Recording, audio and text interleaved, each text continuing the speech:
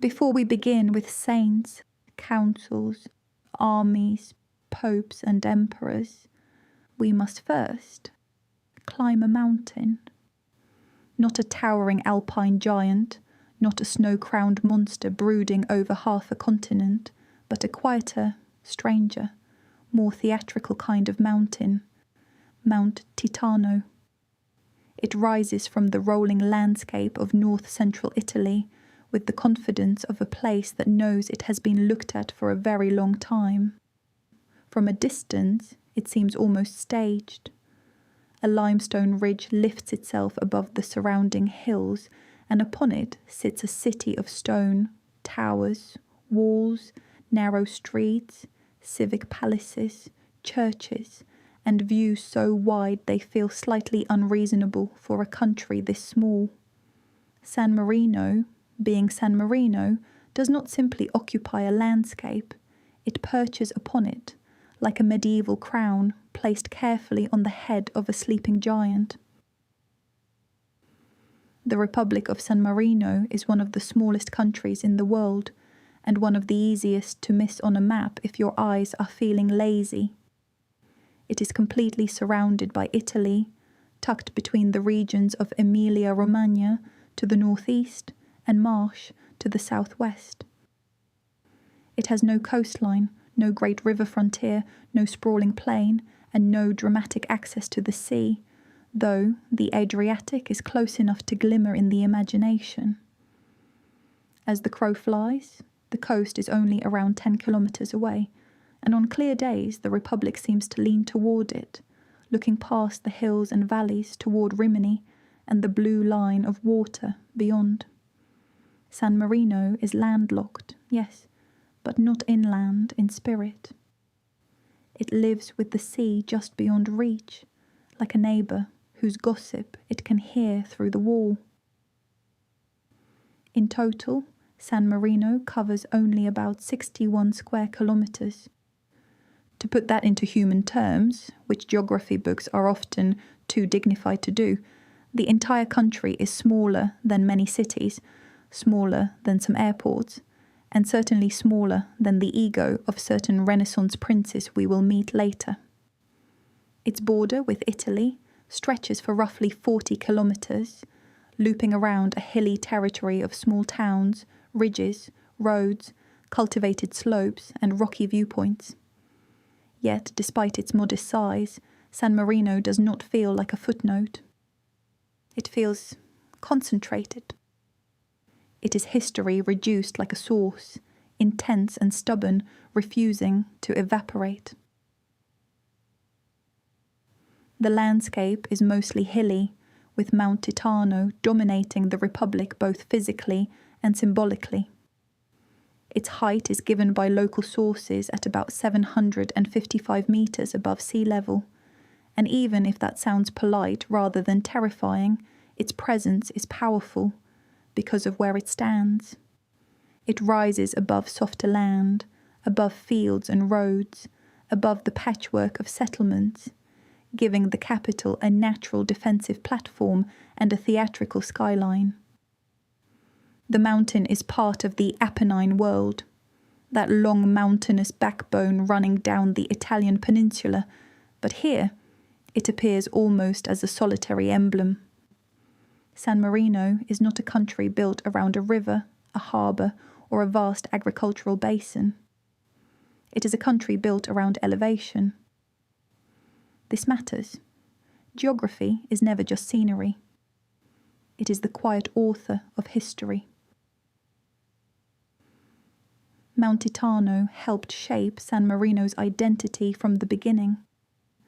A community on a high defensible ridge could watch the surrounding land. It could withdraw. It could endure. It could become just inconvenient enough to conquer that larger powers occasionally decided they had other things to do. This is one of the recurring miracles of San Marino.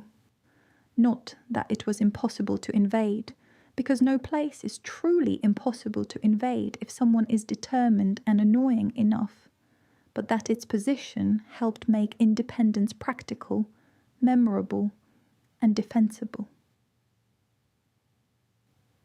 The mountain gave the people of San Marino a natural stage on which to perform the long drama of self-government.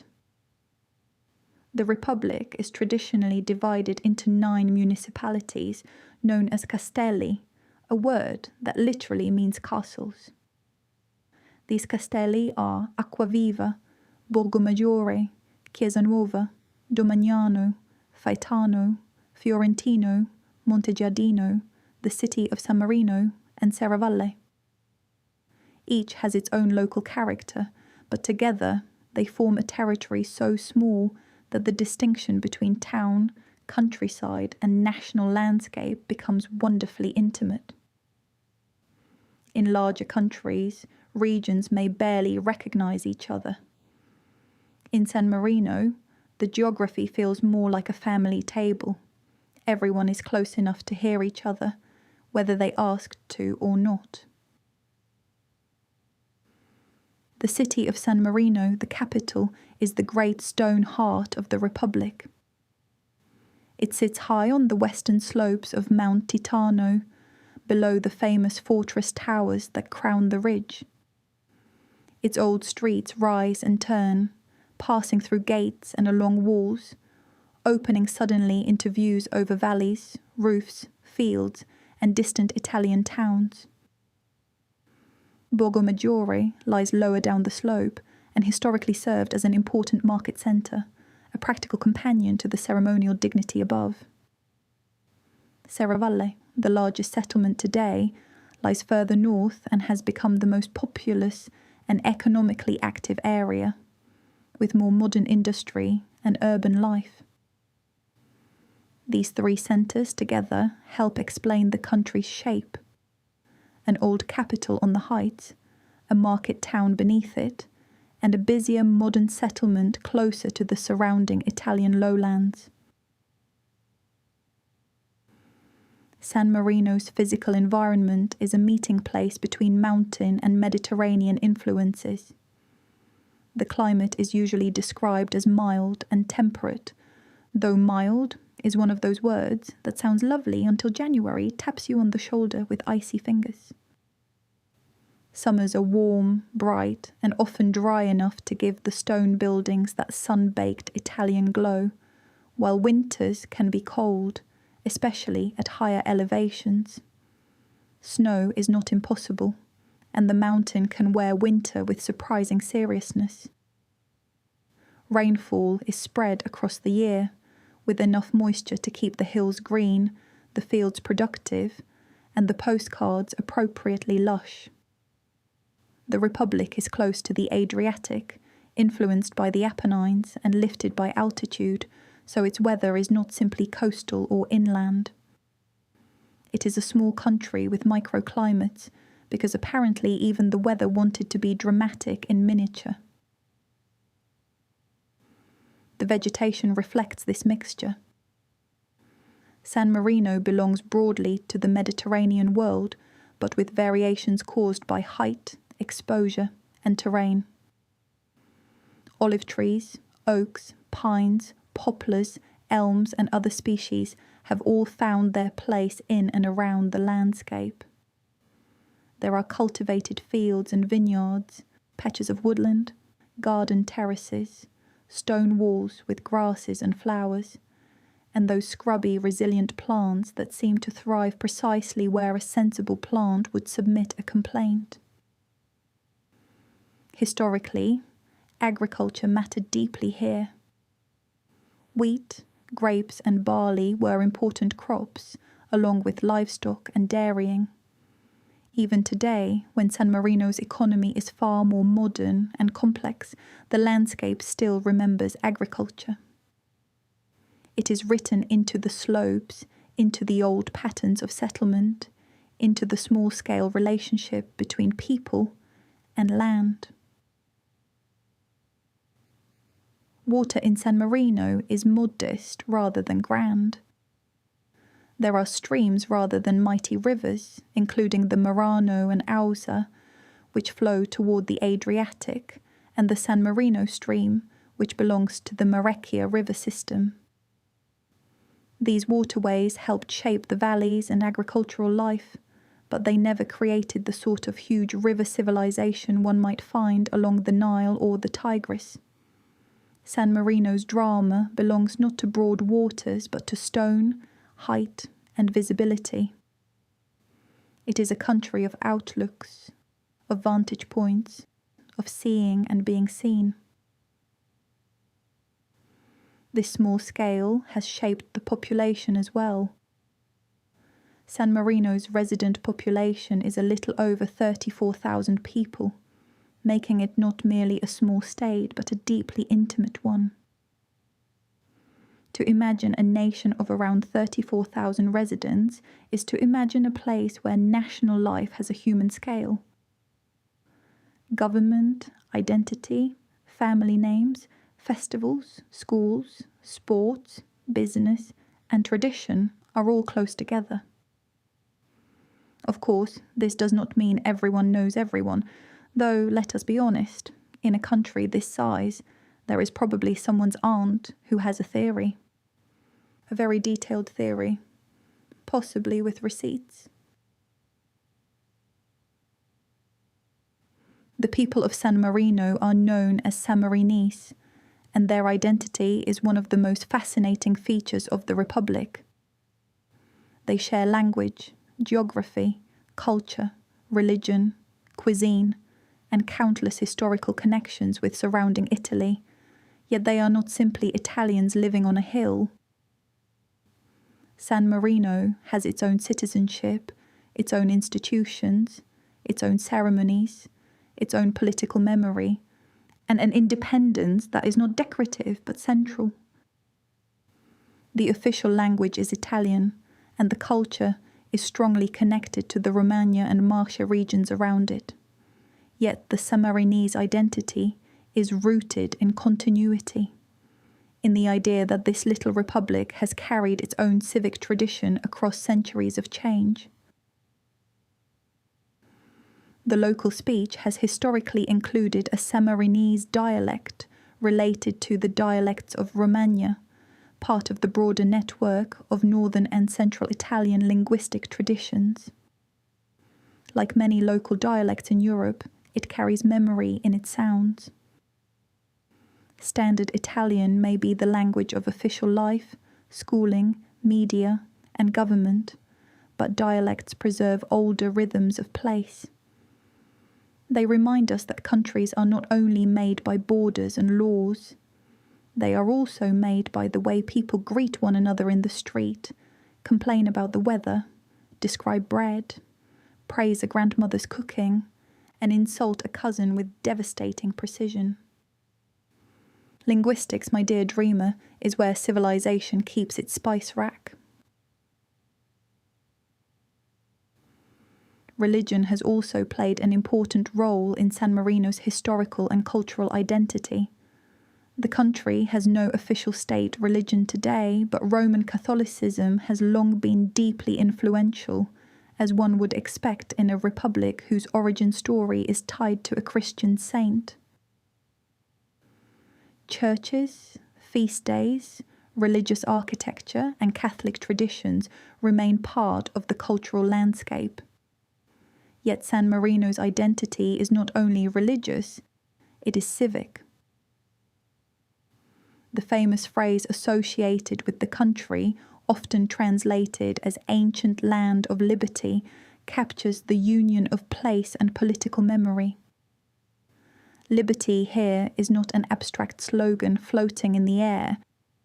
It is attached to stones, towers, council chambers, ceremonies, and the long habit of self-rule. Demographically, San Marino resembles many prosperous European societies.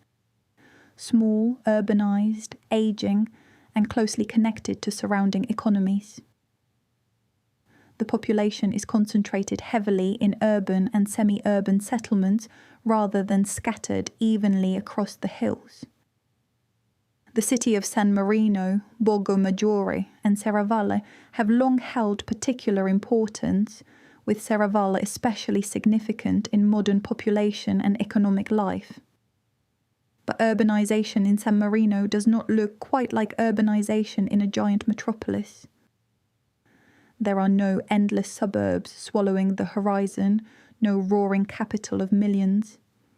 Instead, the urban fabric is layered into a compact territory where modern roads, workshops, homes, civic buildings, and medieval walls exist within minutes of one another. It is a place where the past is not far away. It is usually just up the hill, looking smug. San Marino's population also extends beyond its borders. Like many small European communities, it has a diaspora, with Sammarinese people and descendants living abroad, particularly in Italy, but also historically in places such as France, Argentina, and the United States. This outward movement matters because it reveals something important about microstates. A small country may have a tiny territory, but its people do not necessarily remain within it. Families, trade, work, migration, study, and marriage create networks that stretch far beyond the border. San Marino is enclosed by Italy geographically, but socially and historically it has never been sealed shut. The relationship with Italy is therefore intimate and practical. San Marino is independent, but it is also deeply interwoven with its neighbour. Roads connect it to the surrounding Italian regions. Many visitors arrive from Rimini. Economic life depends on movement across the border, and everyday realities often blur the distinction between national separateness and regional closeness. This is one of the most interesting things about San Marino. It is both separate and connected. It is sovereign, but not isolated. It is distinct, but not alien. It is a little republic with its own institutions, surrounded by a cultural world it both shares and resists being absorbed by. That is not easy. That is centuries of diplomatic yoga. The compactness of the country also affects how one experiences distance. In San Marino, geography can be felt vertically rather than horizontally. A journey may not be long in kilometres, but it may climb from modern districts and lower settlements toward the old capital, through bends and slopes, until the whole landscape opens below. This vertical movement is symbolic as well as physical. To ascend toward the historic centre is to move toward the Republic's memory. The towers of Guaita, Cesta, and Montale rise along the ridge like guardians, and although we will explore them properly in later chapters, they belong here too, because they are inseparable from the geography. They are architecture answering landscape. The mountain rises, the towers continue the gesture. This is why San Marino has been so visually powerful for travellers, artists, historians, and its own citizens. The country's scale makes it understandable, almost graspable, while its setting makes it dramatic. You can stand in the historic centre and understand, in a bodily way, why a community here might develop a fierce sense of itself. The view is not just pretty. It is political. It says, we are here, we can see, we remember, and we have not vanished. And so, before Saint Marinus steps into our story, before medieval communes and councils begin to form, before popes, nobles, and ambitious neighbours appear with their usual charming habit of wanting other people's land, we must remember the first fact of San Marino. It is a place shaped by height. A small territory, yes, but lifted. A small population, yes, but enduring. A small country, yes, but one that has made smallness into strategy, symbol, and identity. San Marino begins with geography, but it does not remain merely geographic. The mountain becomes a refuge. The refuge becomes a community. The community becomes a republic. And the republic, with a level of stubbornness that deserves polite applause and possibly a biscuit, survives. So, let us leave this first chapter with the evening settling over Mount Titano. The stone walls hold the day's warmth. The streets of the capital grow quieter. Beyond the hills, Italy stretches in every direction. Beyond that, the Adriatic darkens under the sky.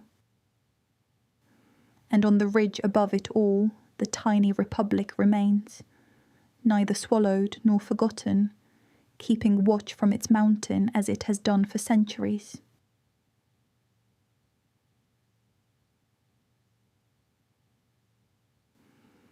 Every country has an origin story. Some begin with kings, some with battles, some with maps drawn by men who looked at other people's land and thought, mine. San Marino begins, at least according to tradition, with a stonemason. This is already rather wonderful. Not a conqueror, not an emperor, not a warrior dripping in bronze and bad decisions, but a craftsman. A man who worked with stone, who understood patience, weight, pressure, and the art of making something endure. In the long imagination of San Marino, this man was Marinus, later Saint Marinus, a Christian from the island of Rab in Dalmatia, across the Adriatic Sea. The date traditionally attached to his arrival in the region is 257 AD, when the Roman Empire still ruled the Mediterranean world, though not always with the calm dignity one might hope for from a civilization so obsessed with law, roads, and public bathing. The Roman Empire of the 3rd century was enormous, complicated, and increasingly anxious. It stretched across lands, languages, religions, and peoples, held together by armies, administration, taxation, and a very Roman belief that order was best maintained by making everyone agree that Rome was in charge. But the 3rd century was also a time of instability. Emperors rose and fell with alarming speed.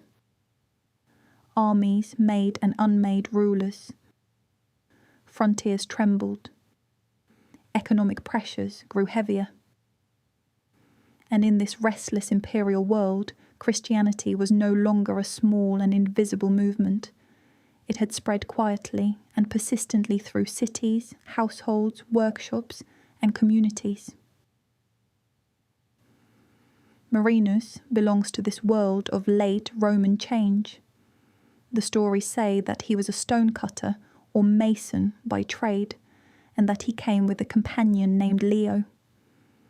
They travelled from Dalmatia to the Italian coast, reaching the area around Rimini, where work was needed on the city's walls. There is something beautifully fitting in this detail. Before San Marino became a republic famous for its fortifications, its founder was remembered as a man who helped build walls. He knew how to shape stone before his memory helped shape a state. History has many jokes, and occasionally one of them is tasteful. The problem, according to tradition, was persecution. Marinus was Christian, and Christians in the Roman world could be viewed with suspicion, especially during periods when imperial authority demanded religious conformity. The most famous and systematic persecution associated with this era came under Emperor Diocletian in the early 4th century. The dates in the legend do not fit perfectly with every detail of imperial policy, and we should be honest about that. The early history of San Marino is not a neat government report filed in triplicate by a Roman clerk with excellent penmanship. It is a mixture of memory, devotion, hagiography, civic pride, and later political meaning. But legends survive because they tell us something a community believes about itself. And San Marino's founding legend tells us this: the Republic wanted to remember itself as born from refuge, faith, labour, and freedom. In the traditional story, Marinus eventually withdrew from Rimini and climbed Mount Titano. Whether he fled persecution directly, sought solitude, escaped local trouble, or gradually became associated with the mountain through later storytelling, the image is powerful. A stonemason leaves the city below and climbs into the heights. The world of imperial pressure remains behind him. Above him rises the limestone ridge, rough and quiet, with views across the surrounding land. There, on Mount Titano, Marinus is said to have founded a small Christian community. It is worth pausing here, because the word founded can sound too tidy. We may imagine a man arriving on a mountain, putting down a bag and saying, "Right, this is rather lovely. I shall now establish a republic." But communities are not born like that. They grow. First, there is a hermitage, perhaps a chapel, perhaps a small gathering of believers drawn by reputation, safety, devotion, or practical need. Then there are dwellings, paths, fields, agreements, disputes, boundaries, habits, rituals, and memories. Then, if the community survives long enough, there are documents. And documents are where historians, those dear little goblins of evidence, begin to purr. The traditional foundation date of San Marino is September 3rd, 301 AD. This date remains central to the Republic's identity and is still celebrated as the national feast. But when we speak historically, we must treat the earliest centuries with care. The life of Saint Marinus was written down much later, shaped by religious storytelling and civic tradition. We should not imagine that we possess a perfect diary from Marinus himself saying, "Dear Scroll, today I founded an independent microstate. Weather pleasant, stone manageable." What we have instead is a founding memory that became deeply important to the people of San Marino over time. That memory includes a woman often identified in tradition as Felicissima, sometimes described as a noble woman connected to Rimini and as the owner of the land on Mount Titano. In the legend, she gives the mountain to Marinus or to his community, allowing the little settlement to take root. Once again, the story matters not only for what may or may not have happened in exact legal terms, but for what it symbolizes. The land of San Marino is not remembered as seized by force. It is remembered as given. The Republic's beginning is not imagined as conquest, but as donation, holiness, and consent. In a Europe where many states began by someone hitting someone else with a sharpened object and then commissioning a flattering portrait, this is rather refreshing. Saint Marinus is also associated with the famous phrase, traditionally given as his final message to the community: "Relinquo vos liberos ab utroque homine," usually translated as, "I leave you free from both men." Later generations interpreted both men as the emperor and the pope, or more broadly, as temporal and spiritual domination. As a literal 4th century quotation, the phrase should be handled carefully, because its later political meaning reflects centuries of medieval struggle between imperial and papal authority. But as a motto, as a symbolic inheritance, it is magnificent. It captures the soul of San Marino so neatly that one almost suspects the Republic hired a very expensive branding consultant from the Middle Ages. I leave you free. Those words became the emotional seed of San Marino's identity. Freedom here was not merely freedom from a particular tax collector, bishop, lord, or invading neighbour. It became the idea that this mountain community belonged to itself. That is an extraordinary thing for a small place to claim, especially in a region where power was constantly layered. Empire, church, noble families, bishops, communes, mercenaries, and ambitious neighbours all overlapping like a medieval lasagna of authority. After the time of Marinus, the mountain community slowly enters the dimmer, more complicated world of early medieval evidence. We know that Mount Titano was inhabited before the saint's legendary arrival, with archaeological traces from earlier periods. But the organised community associated with San Marino becomes clearer only much later. The name itself, meaning Saint Marinus, preserves the connection between the religious founder and the place. A holy man becomes a monastery. A monastery becomes a settlement. A settlement becomes a civic body. A civic body becomes a republic. None of this happens overnight. History, unlike gossip, usually needs time to mature.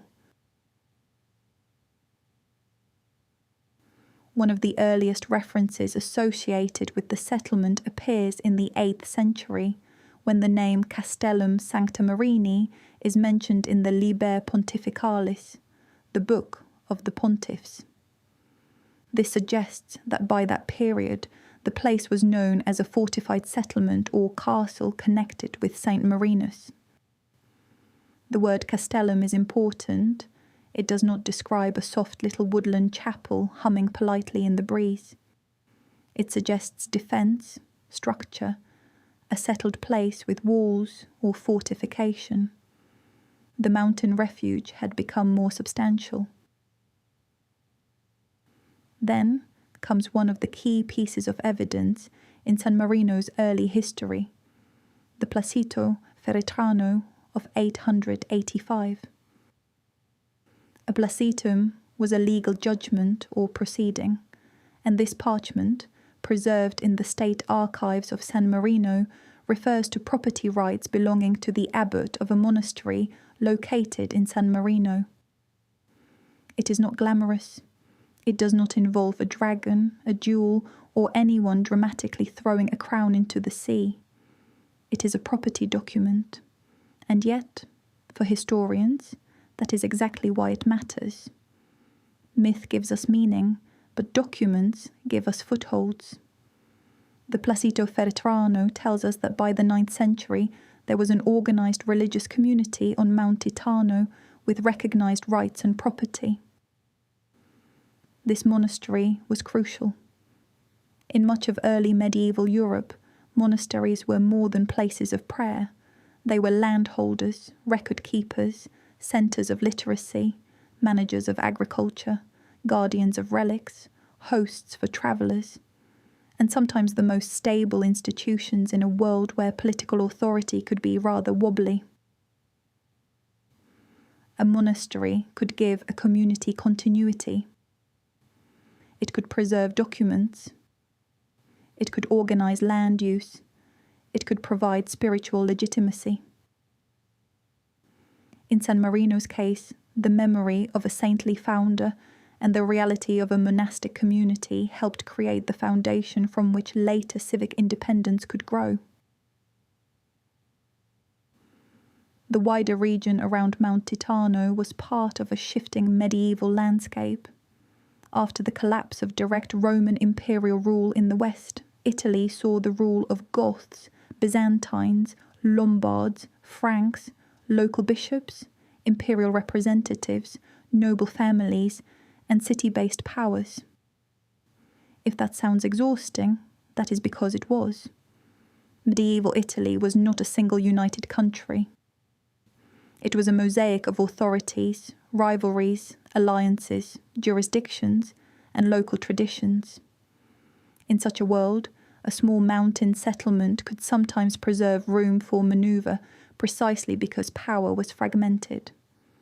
Large empires and kingdoms existed, but local realities mattered enormously. San Marino's isolation and height helped. So did its smallness.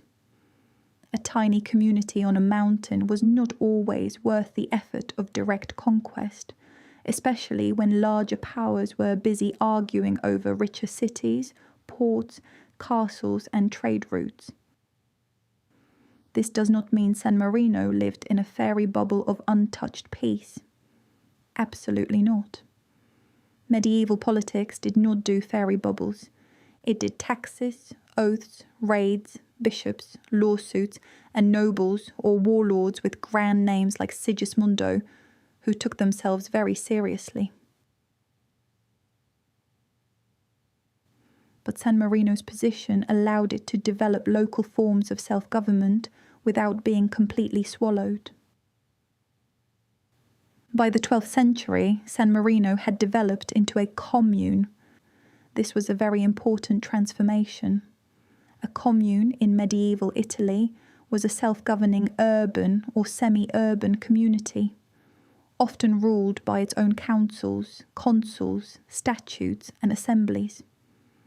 Across northern and central Italy, communes emerged as cities and towns, which were asserting more control over their affairs, sometimes in tension with bishops, emperors, noble families, or neighbouring powers.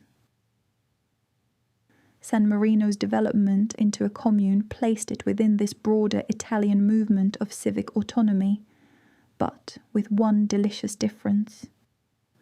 While many communes eventually lost their independence to princes, signori, papal control, or larger states, San Marino kept going. Tiny mountain goblin of liberty, absolutely refusing to be deleted. The people of San Marino entrusted government to the Arengo, the assembly of heads of families. This early institution is essential to understanding the Republic's political identity. The Arengo was not democracy in the modern universal sense. It did not include everyone equally, and medieval political participation was shaped by gender, household status, property, and local hierarchy. But it did represent a form of communal self-rule. Authority came from the families of the community gathered together, not simply from a foreign lord imposing commands from outside. The Arengo gave San Marino a civic memory of participation, and that memory would remain powerful even when later institutions changed.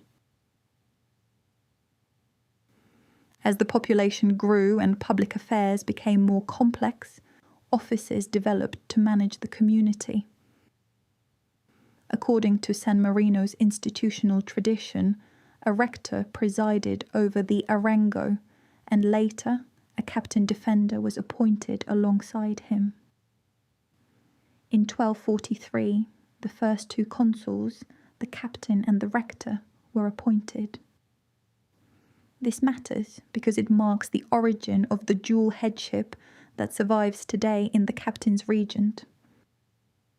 Every 6 months, San Marino still appoints 2 heads of state. This is one of those historical continuities so wonderfully strange that it sounds invented by a novelist who had too much coffee. But it is real.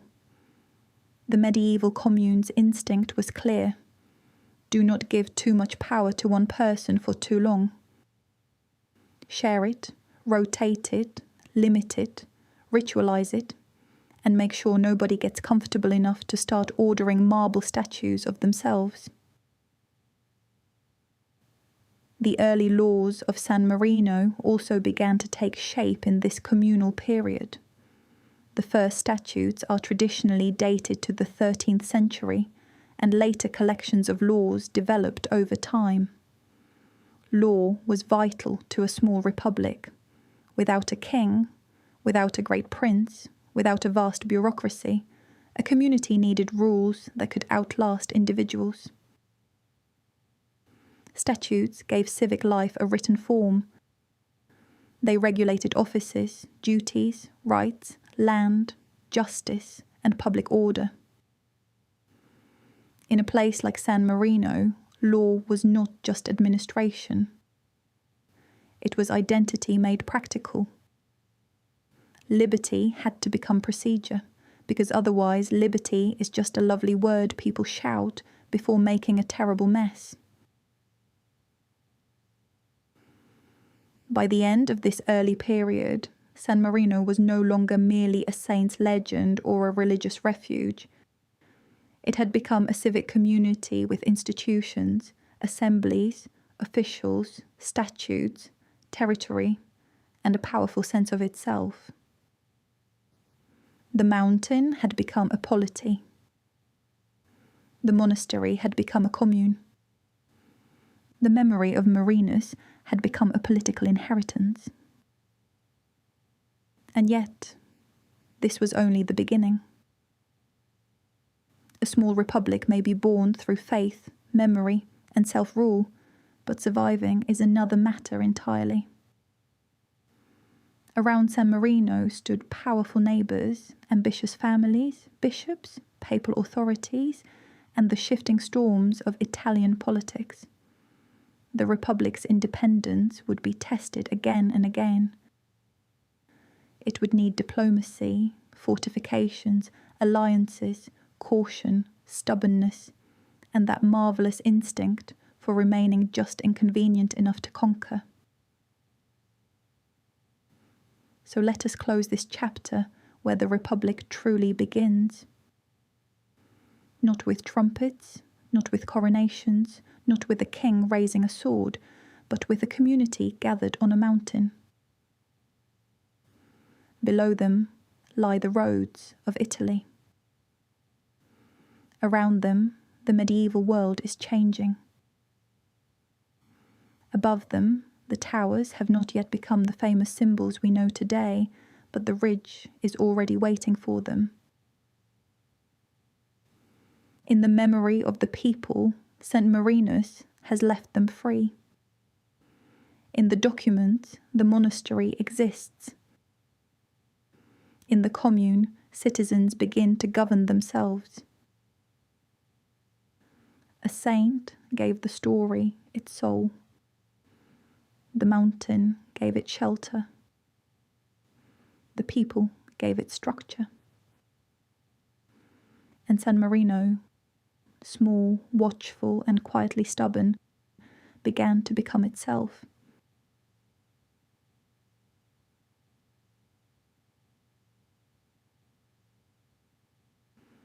By the time San Marino had become a commune, it had already achieved something remarkable. It had taken a legend, a mountain, a monastery, a gathering of families and a set of laws, and turned them into a political community. But founding a little republic is one thing. Keeping it alive, while medieval and early modern Italy behaves like a table full of cats fighting over one sardine, is quite another. The centuries that followed were not peaceful in the soft, sleepy sense. San Marino was small, but it did not exist in a quiet corner of the world where everyone politely minded their own business and embroidered cushions. It stood in central Italy, surrounded by bishops, noble families, rival cities, papal ambitions, imperial claims, soldiers of fortune, and rulers who tended to look at independent neighbours the way His Majesty Eddie looks at an unattended sandwich. With interest, with entitlement, with absolutely no shame. Yet San Marino survived. Its survival was not accidental. It came from geography, diplomacy, local identity, and a talent for being useful without becoming absorbable. Mount Titano gave the Republic a defensive setting, but stone alone cannot preserve freedom. Fortresses help, certainly, but no wall is high enough if politics has already collapsed inside it. San Marino endured because its people had developed institutions, habits of self-rule, and a deep emotional attachment to independence. Liberty had become not only a principle, but a civic muscle. And like all muscles, it had to be used regularly, otherwise it becomes decorative and useless, like a very expensive gym membership. During the Middle Ages, San Marino was surrounded by powers far larger than itself. One of the most dangerous families in the region was the Malatesta, the lords of Rimini. The Malatesta were not merely neighbours with a mildly annoying hedge. They were one of the great ruling families of the Romagna, involved in warfare, politics, patronage, and all the splendidly exhausting habits of Italian lordship. Rimini, their coastal stronghold, was close enough to matter deeply. For San Marino, the Malatesta represented both a military threat and a reminder that independence could not be taken for granted. Against the Malatesta, San Marino benefited from the support of their rivals, the Montefeltro family of Urbino. This was the kind of alliance that made sense in the fragmented politics of medieval Italy. Small communities survived by understanding the balance of power around them. They could not simply declare, "We are independent, please respect our vibes," and expect ambitious lords to sigh tenderly and walk away. They had to negotiate, align, resist, and sometimes choose one dangerous friend to keep off an even more dangerous enemy. Diplomacy in this world was less a noble art and more a very elaborate game of not being eaten. The conflict with the Malatesta eventually brought San Marino one of the most important territorial changes in its history. In 1463, after San Marino joined the victorious alliance against Sigismondo Pandolfo Malatesta, several former Malatesta strongholds were attached to the Republic. These included Fiorentino, Montegiardino, Serravalle, and Faetano, though Faetano entered through voluntary dedication rather than the same kind of transfer as the others. This expansion helped shape the borders San Marino still largely has today.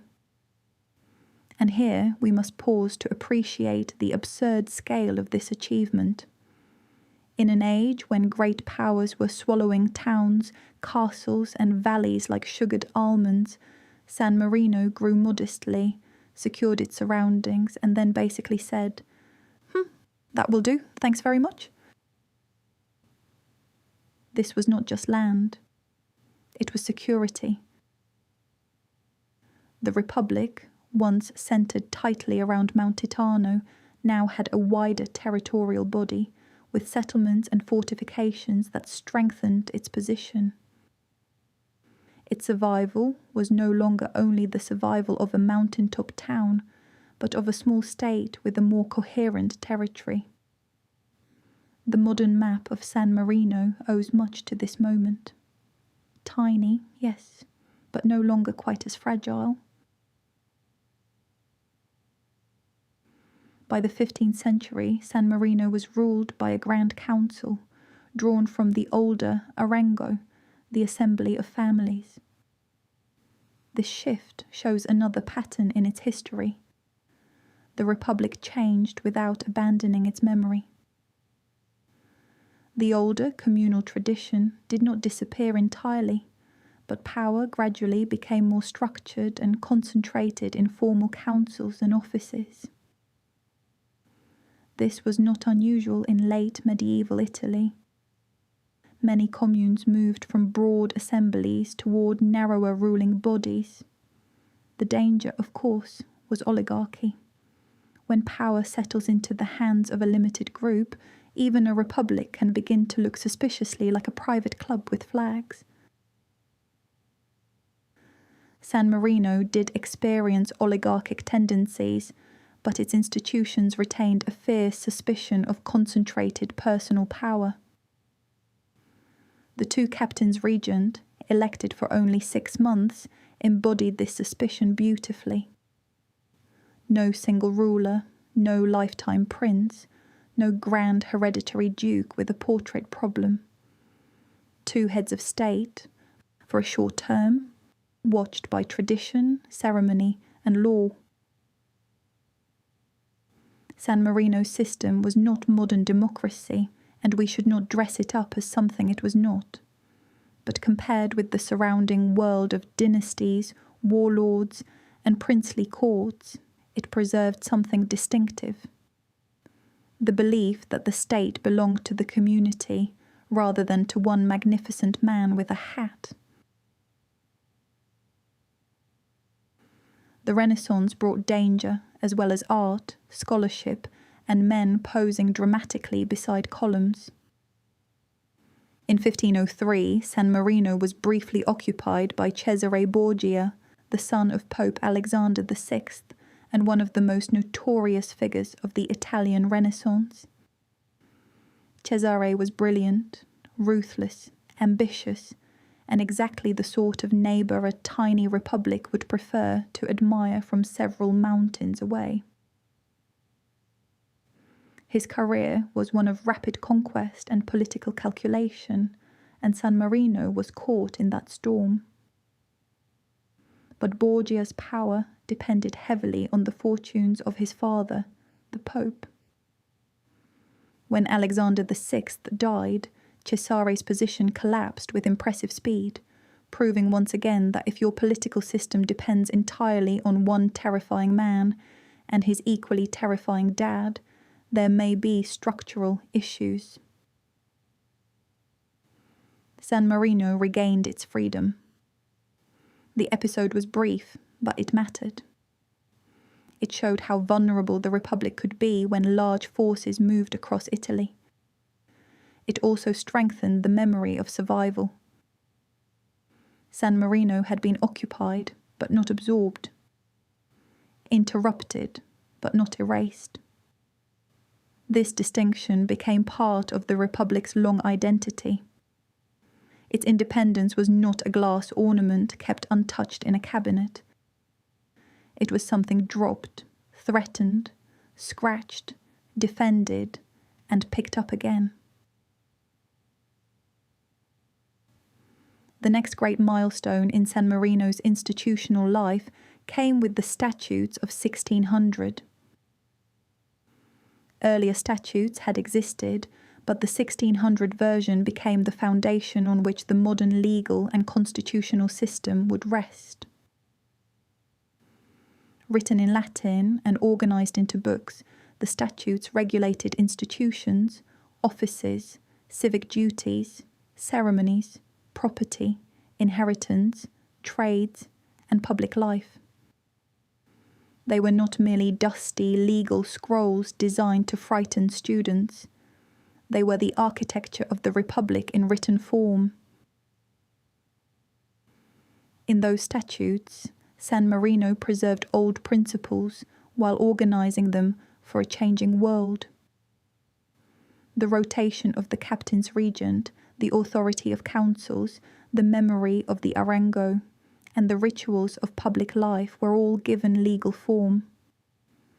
This is one reason San Marino is often associated with the idea of one of the oldest constitutional traditions still in operation. The country did not invent modern constitutionalism in the way later revolutionary states would, but it did preserve a continuous legal framework of extraordinary age. It kept the machinery of liberty oiled, labelled, and slightly medieval, which frankly is an aesthetic choice I respect. But law did not prevent danger. In the 18th century came one of the most serious threats to San Marino's independence, the Alberonian occupation. In 1739, Cardinal Giulio Alberoni, the papal legate of Romagna, entered San Marino with troops under the pretext of pursuing outlaws. Once inside, he attempted to alter the Republic's rules and force its authorities to swear loyalty to the Papal States. It was a direct attempt to bring the little Republic under control. The Sammarinese resisted. Their opposition was not simply a matter of legal argument, though law mattered deeply. It was emotional, civic, and collective. The people of San Marino had long understood themselves as free. To be folded into the Papal States was not merely a change of administration, it was an assault on the Republic's story about itself. The occupation caused unrest, rebellion, and clashes. Eventually, the Holy See sent another representative, Enrico Enriquez, and on February 5th, 1740, San Marino's independence was restored. That date became associated with St. Agatha, co-patron of the Republic, and remains part of the country's civic memory. Then came Napoleon. Now, in most of Europe, the arrival of Napoleon Bonaparte was not exactly a relaxing spa treatment. Kingdoms trembled, borders changed, republics were created and destroyed, armies crossed the map, and rulers developed migraines in several languages. But San Marino's encounter with Napoleon is one of the most famous and charming episodes in its history. In 1797, during his Italian campaign, Napoleon respected the Republic's independence. More than that, he offered friendship, gifts, and even an extension of San Marino's territory to the sea. This was an extraordinary offer. Imagine a tiny landlocked republic being invited by Napoleon himself to grow toward the Adriatic. Many states would have accepted so quickly that the ink on Napoleon's offer would barely have had time to dry. But San Marino refused. Politely, gratefully, and with remarkable caution, the Sammarinese declined the territorial expansion, satisfied with the borders they already possessed. This was not timidity. It was wisdom. More land might have brought more prestige, more resources, and perhaps access to the sea. But it would also have brought new obligations, new tensions, and new enemies. San Marino had survived by knowing its limits. It understood that enlargement could be dangerous. A small state must sometimes resist the temptation to become slightly less small, because in politics, extra territory is rarely just extra territory. It is a subscription service for future problems. At the Congress of Vienna, after the Napoleonic Wars, San Marino's independence was again recognized. This mattered because Europe was being rearranged by victorious powers after years of upheaval. Many states vanished, returned, or changed shape. San Marino remained.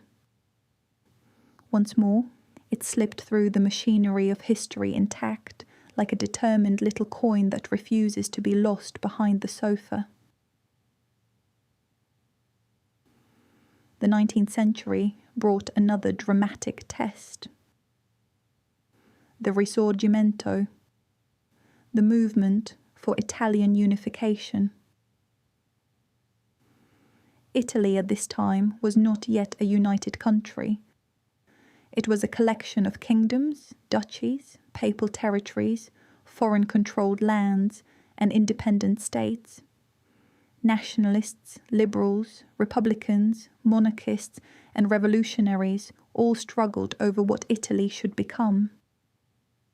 San Marino, surrounded by this turmoil, occupied a delicate position. It was culturally Italian, but politically separate. It sympathized with liberty and independence, but it could not afford to be dragged into every conflict. Tiny republics must have principles, yes, but also an excellent sense of when to close the curtains and pretend not to be home. In 1849, after the fall of the Roman Republic, Giuseppe Garibaldi fled with his wife Anita and his remaining followers. He was trying to reach Venice, which still resisted Austrian rule. Surrounded and desperate, he turned to San Marino. The Republic gave him refuge, but with one clear condition. San Marino must not become a battlefield. Garibaldi accepted, disbanded his forces, and later escaped with a smaller group under cover of night. Austrian troops violated Sammarinese territory while hunting fugitives, but San Marino avoided full military disaster. This episode had enormous symbolic importance. San Marino had protected a hero of Italian unification without surrendering its own neutrality. Later, after Italy became a national state, the memory of this refuge helped strengthen Italy's respect for San Marino's independence. In 1862, the first of a series of treaties confirmed the relationship between the Kingdom of Italy and the Republic of San Marino. The little republic had survived the birth of modern Italy without being swallowed by it. That is no small thing. When a new nation forms around you and somehow does not absorb you, one is allowed to look mildly smug from a tower. The 20th century brought storms of a different kind. During the First World War, San Marino was not directly invaded, but the war affected its economy and society. Like many small states, it could not remain untouched by a conflict that reshaped Europe.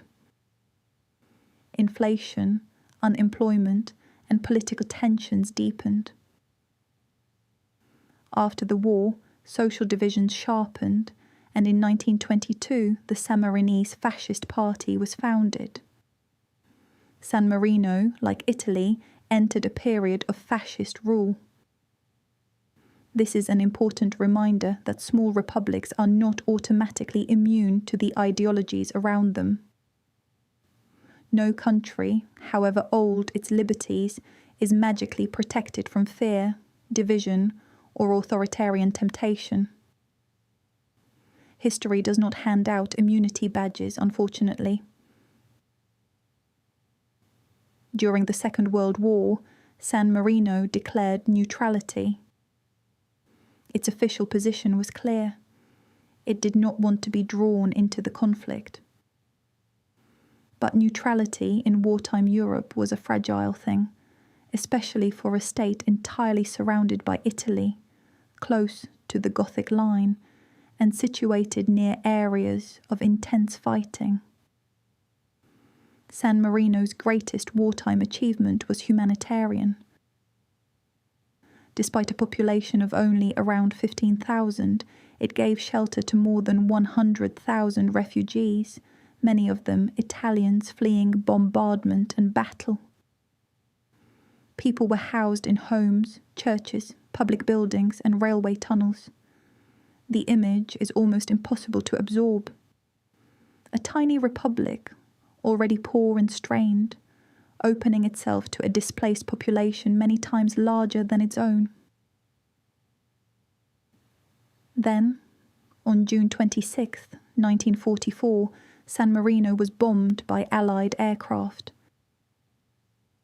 The attack was based on faulty intelligence that suggested German forces were using the Republic's territory. Around 60 people lost their lives, with many more wounded, and the damage was severe. For a neutral state that had tried to protect civilians and avoid war, it was a devastating blow. Later, in 1944, German forces entered San Marino, and Allied troops fought there during the advance through Italy. The Republic was briefly occupied, first by German forces and then by the Allies, before returning to its own control. Once again, San Marino had been violated but not erased. That is the rhythm of its history. Threatened, pressured, occupied, overlooked, praised, protected, bombed, recognized, doubted, and restored. San Marino survived not because history was kind to it, but because its people kept insisting on continuity. They used law when law could help, diplomacy when diplomacy was needed, caution when expansion tempted them, hospitality when suffering arrived at their borders, and memory when the world tried to forget what such a small place was worth. By the end of the Second World War, San Marino had passed through the age of communes, Renaissance warlords, papal pressure, Napoleon, Italian unification, fascism, and global war. It had watched empires rise and fall, kingdoms form and vanish, ideologies roar across Europe, and then collapse under their own cruelty. And still the Republic remained on Mount Titano, with its towers, its councils, its ceremonies, and its almost indecent talent for survival. San Marino's story is not the story of power in the usual sense. It did not conquer continents. It did not command fleets. It did not build an empire or dominate trade routes. Its greatness lies elsewhere. It lies in endurance, in the ability to remain itself, in the discipline of smallness, in the wisdom of refusing Napoleon's seaside gift basket, in the courage of sheltering refugees when even the tunnels had to become homes, in the stubborn civic belief that freedom, once inherited, must be practiced again and again. So as we leave this chapter, imagine Mount Titano in the evening once more. The towers stand against the darkening sky. Below them, the roads lead outward into Italy, into Europe, into all the noise and appetite of history. Armies have passed. Cardinals have threatened. Napoleon has offered. Garibaldi has fled. Bombs have fallen. Refugees have slept in tunnels beneath the mountain. And still, above it all, San Marino remains. Small, scarred, dignified, and beautifully impossible.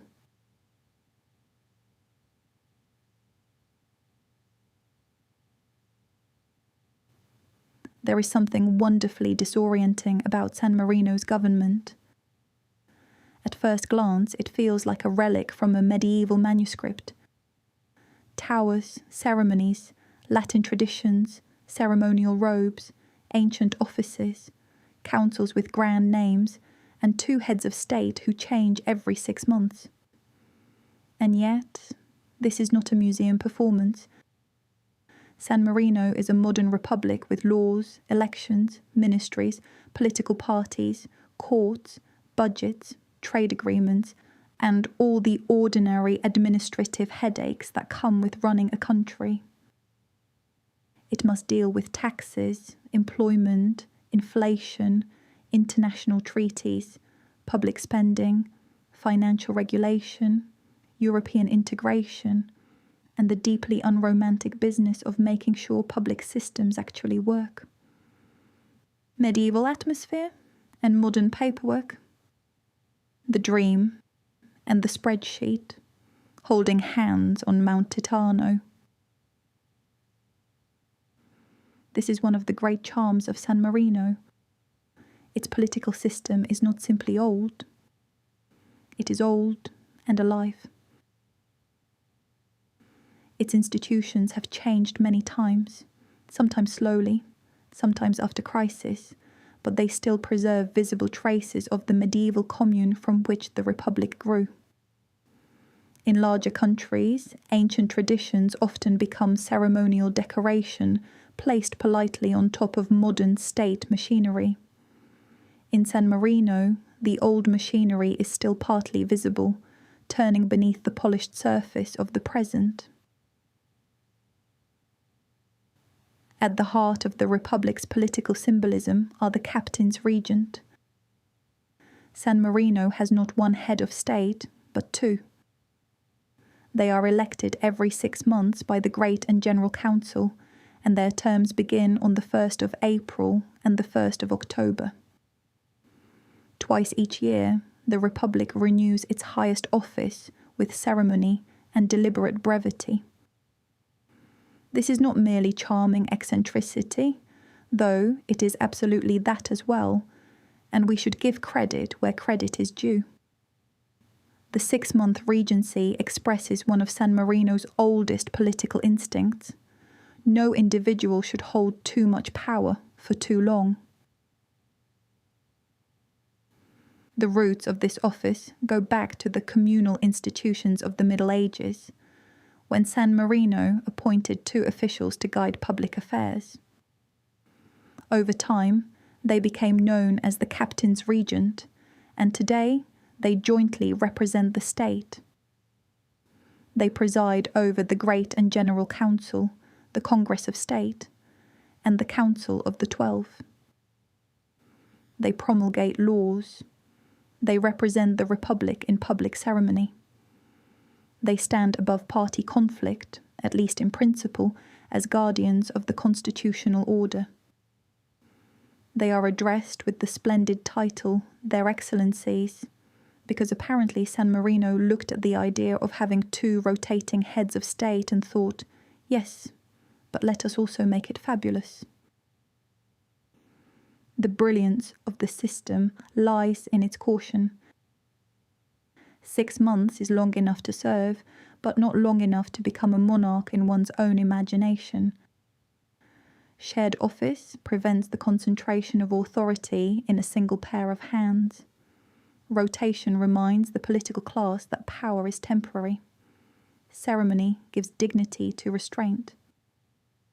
It is a deeply Sammarinese arrangement, elegant, suspicious of ambition, historically rooted, and quietly saying to every future strongman, absolutely not, darling, sit down. The captains regent are chosen from among the members of the Great and General Council, the Republic's unicameral parliament. The council has 60 members, elected by direct universal suffrage for 5-year terms. In a country of around 34,000 people, a parliament of 60 councillors creates a political life that is both formal and intimate. The numbers are small enough that national politics cannot hide behind enormous bureaucracy, yet large enough to reflect parties, coalitions, debates, disagreements, and the ordinary democratic theatre of public life.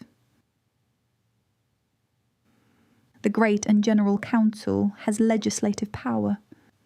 It approves laws, oversees the government, determines the broad political direction of the country, and elects key institutional figures. Its name sounds like something from a fantasy novel where everyone owns a cloak, but its work is practical. Budgets must be examined. Laws must be debated. International agreements must be ratified. Public services must be maintained. The Republic may be ancient, but someone still has to discuss pensions, infrastructure, banking regulations, and whether the economy is behaving itself or doing that thing where it pretends to be fine while quietly hiding a migraine. The executive branch is the Congress of State. This is San Marino's government in the everyday sense, the body that directs policy and administration. It is made up of secretaries of state, broadly comparable to ministers, appointed by the Great and General Council. Each secretary is responsible for particular areas of public administration, such as foreign affairs, finance, education, health, industry, tourism, territory, justice, or internal affairs, depending on the organisation of the government at the time. The Congress is collectively responsible to the Council, which means the executive is not a separate presidential authority standing apart from Parliament, but part of a parliamentary system. This matters because San Marino's political culture has long been built around councils rather than rulers. Even when power became more concentrated in aristocratic families in earlier centuries, the language and structure of government remained civic rather than monarchical. The state was not the personal possession of a prince. It was the Republic. That distinction is central to San Marino's identity. Of course, republics can have oligarchies, factions, corruption, and all the usual human nonsense, because people do insist on being people. But the constitutional imagination of San Marino is communal. Power belongs to institutions, not to a throne. Another important institution is the Council of the 12, whose history reaches back into the medieval period. Today it has judicial and administrative functions, particularly in certain areas of appeal and administrative justice. The very name sounds ancient because it is ancient, and it reminds us that San Marino's legal system, like its political one, developed over many centuries. Modern law in the Republic is rooted not in one single written constitution in the usual sense, but in a layered constitutional order.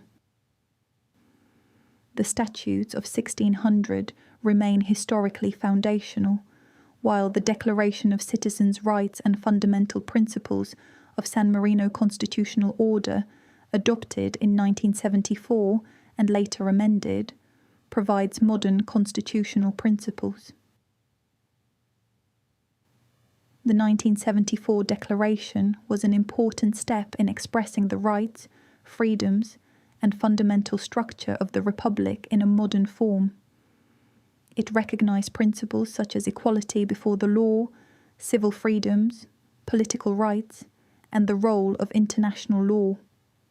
It also placed San Marino more clearly within the post-war European constitutional world, where democracy, human rights, rule of law, and international cooperation became essential markers of legitimacy. In other words, San Marino did not simply rely on being old. It updated itself. Ancient republics, like old houses, need maintenance.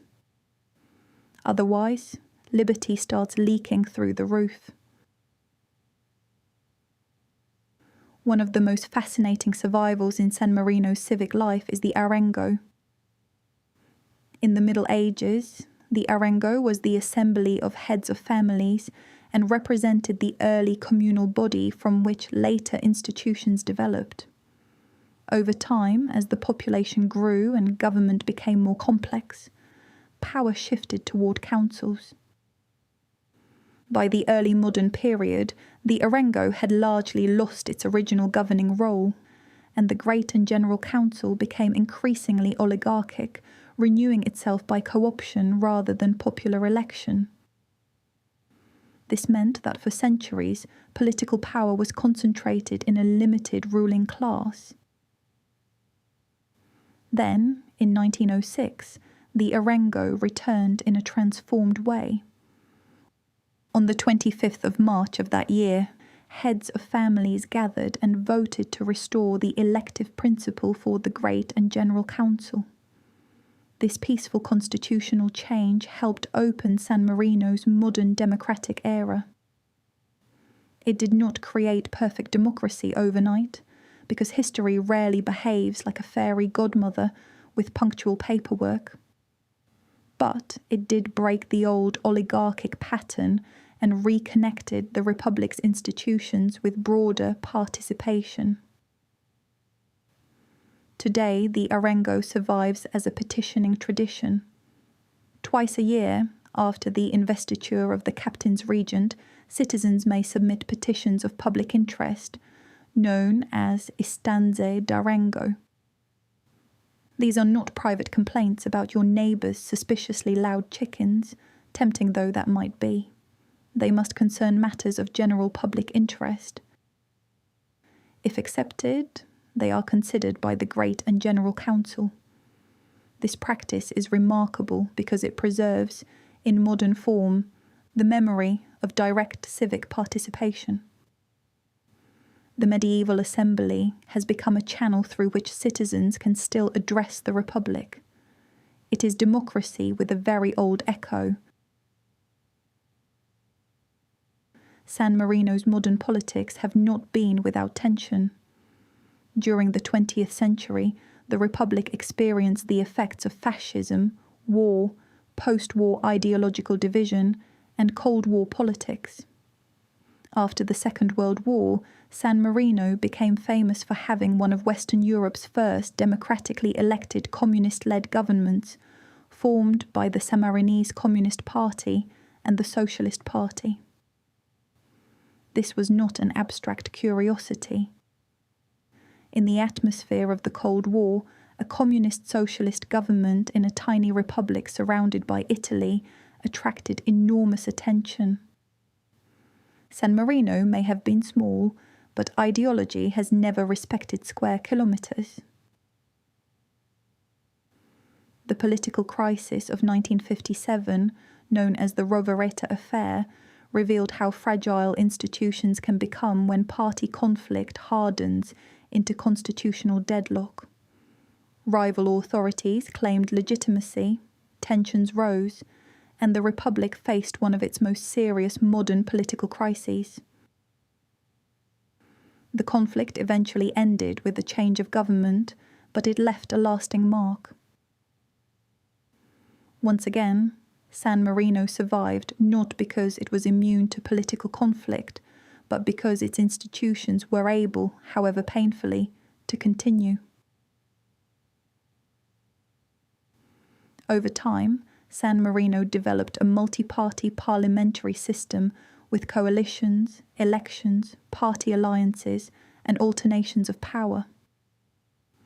Like many small European states, its politics are often shaped by personalities, family networks, ideological traditions, and practical local concerns. In a small community, politics can be close range. A decision is not made in some distant capital hundreds of kilometres away. It is made by people who may be seen at ceremonies, shops, schools, offices, or cafes. This can create accountability. It can also create gossip of Olympic standard. Democracy gives people a voice. In a small country like this, though, it may also give everyone a surprisingly detailed memory of what your cousin said in 2009. Internationally, San Marino occupies a delicate but stable position. It is a sovereign state, a member of the United Nations, the Council of Europe, and other international organizations. It maintains diplomatic relations while relying heavily on close cooperation with Italy. Its defence arrangements are limited. The Republic has small ceremonial and police forces rather than a large military. Its security is shaped by treaties, geography, diplomacy, and the practical reality of being surrounded by a friendly democratic neighbour. San Marino's independence today is not defended by armies on walls, but by international law, recognition, and relationships. The relationship with the European Union is especially important. San Marino is not an EU member state, but it is closely connected to the EU through agreements. A cooperation and customs union agreement entered fully into force in 2002, establishing a customs union and cooperation in areas such as industry, environment, tourism, culture, information, and academic exchange. San Marino also uses the euro as its official currency through a monetary agreement, and it may issue its own euro coins under agreed conditions. This arrangement suits the country's practical reality.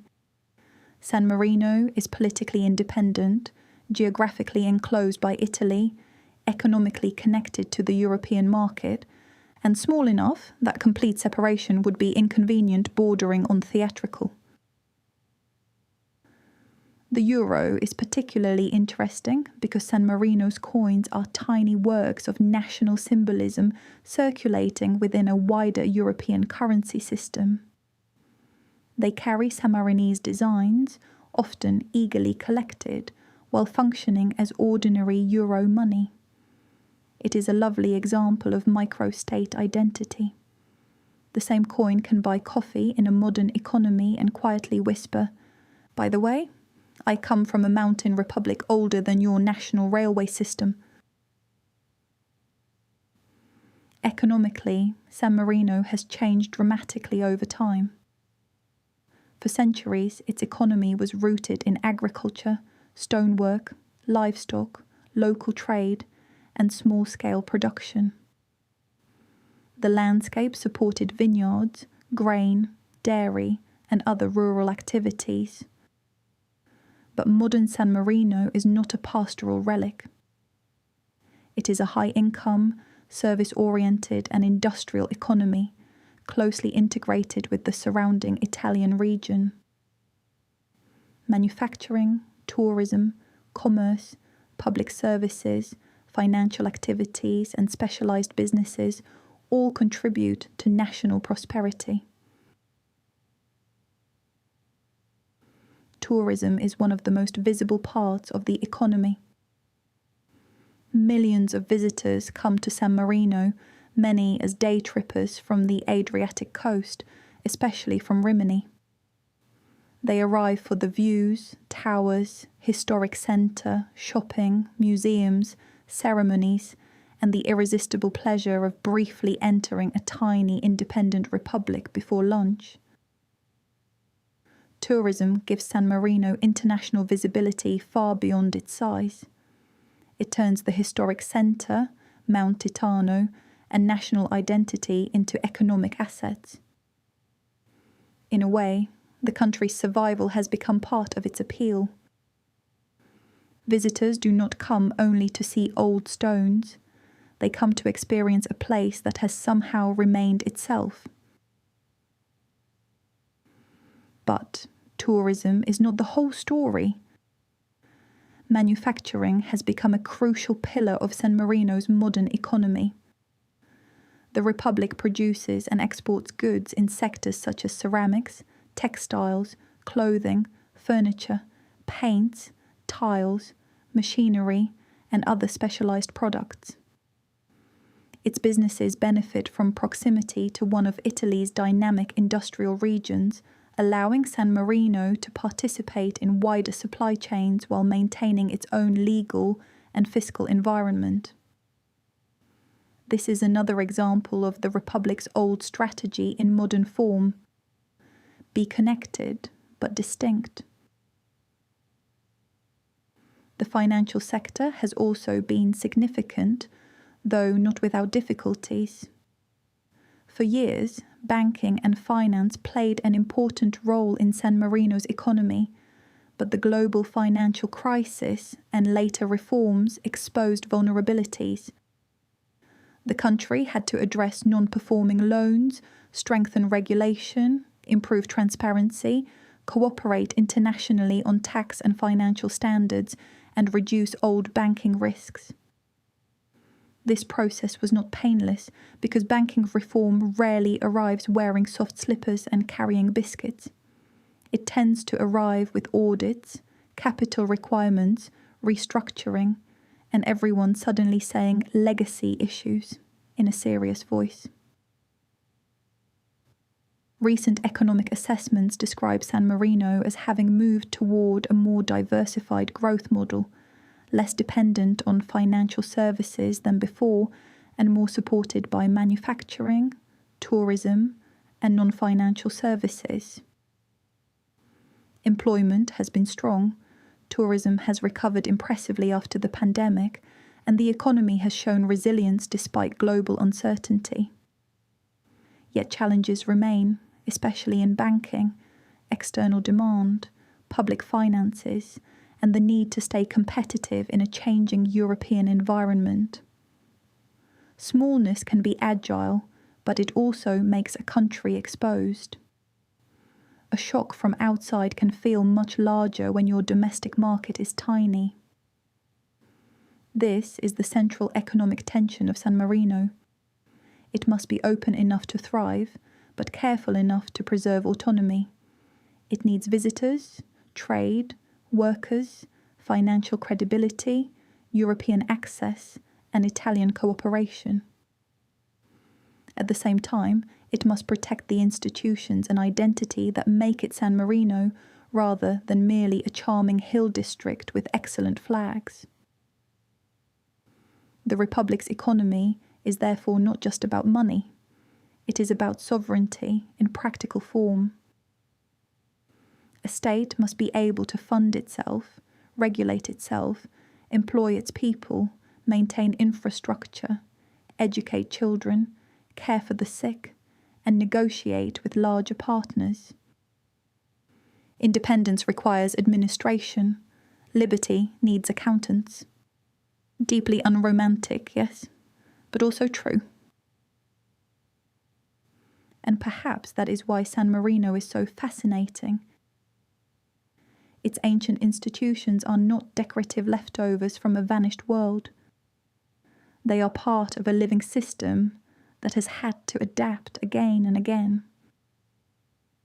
The captain's regents still change every 6 months. The Great and General Council still debates. Citizens still submit Arengo petitions. The Congress of State still governs. Euro coins still carry Sammarinese identity into pockets across Europe. Tourists still climb toward the towers. Factories still produce goods. Banks still reform. Budgets still need balancing. The Republic still performs the daily miracle of being both old and current. San Marino's government is ancient but not asleep. Its economy is small but not simple. Its politics are local but not irrelevant. Its independence is ceremonial, legal, emotional, and practical all at once. And somewhere in the careful rotation of office, the petitions of citizens, the guarded use of power, the treaty with Europe, the tourist buying a coin, the minister reading a budget, and the towers watching from above, the old promise still lingers. A small republic may survive if it remembers that freedom is not a souvenir. It is work.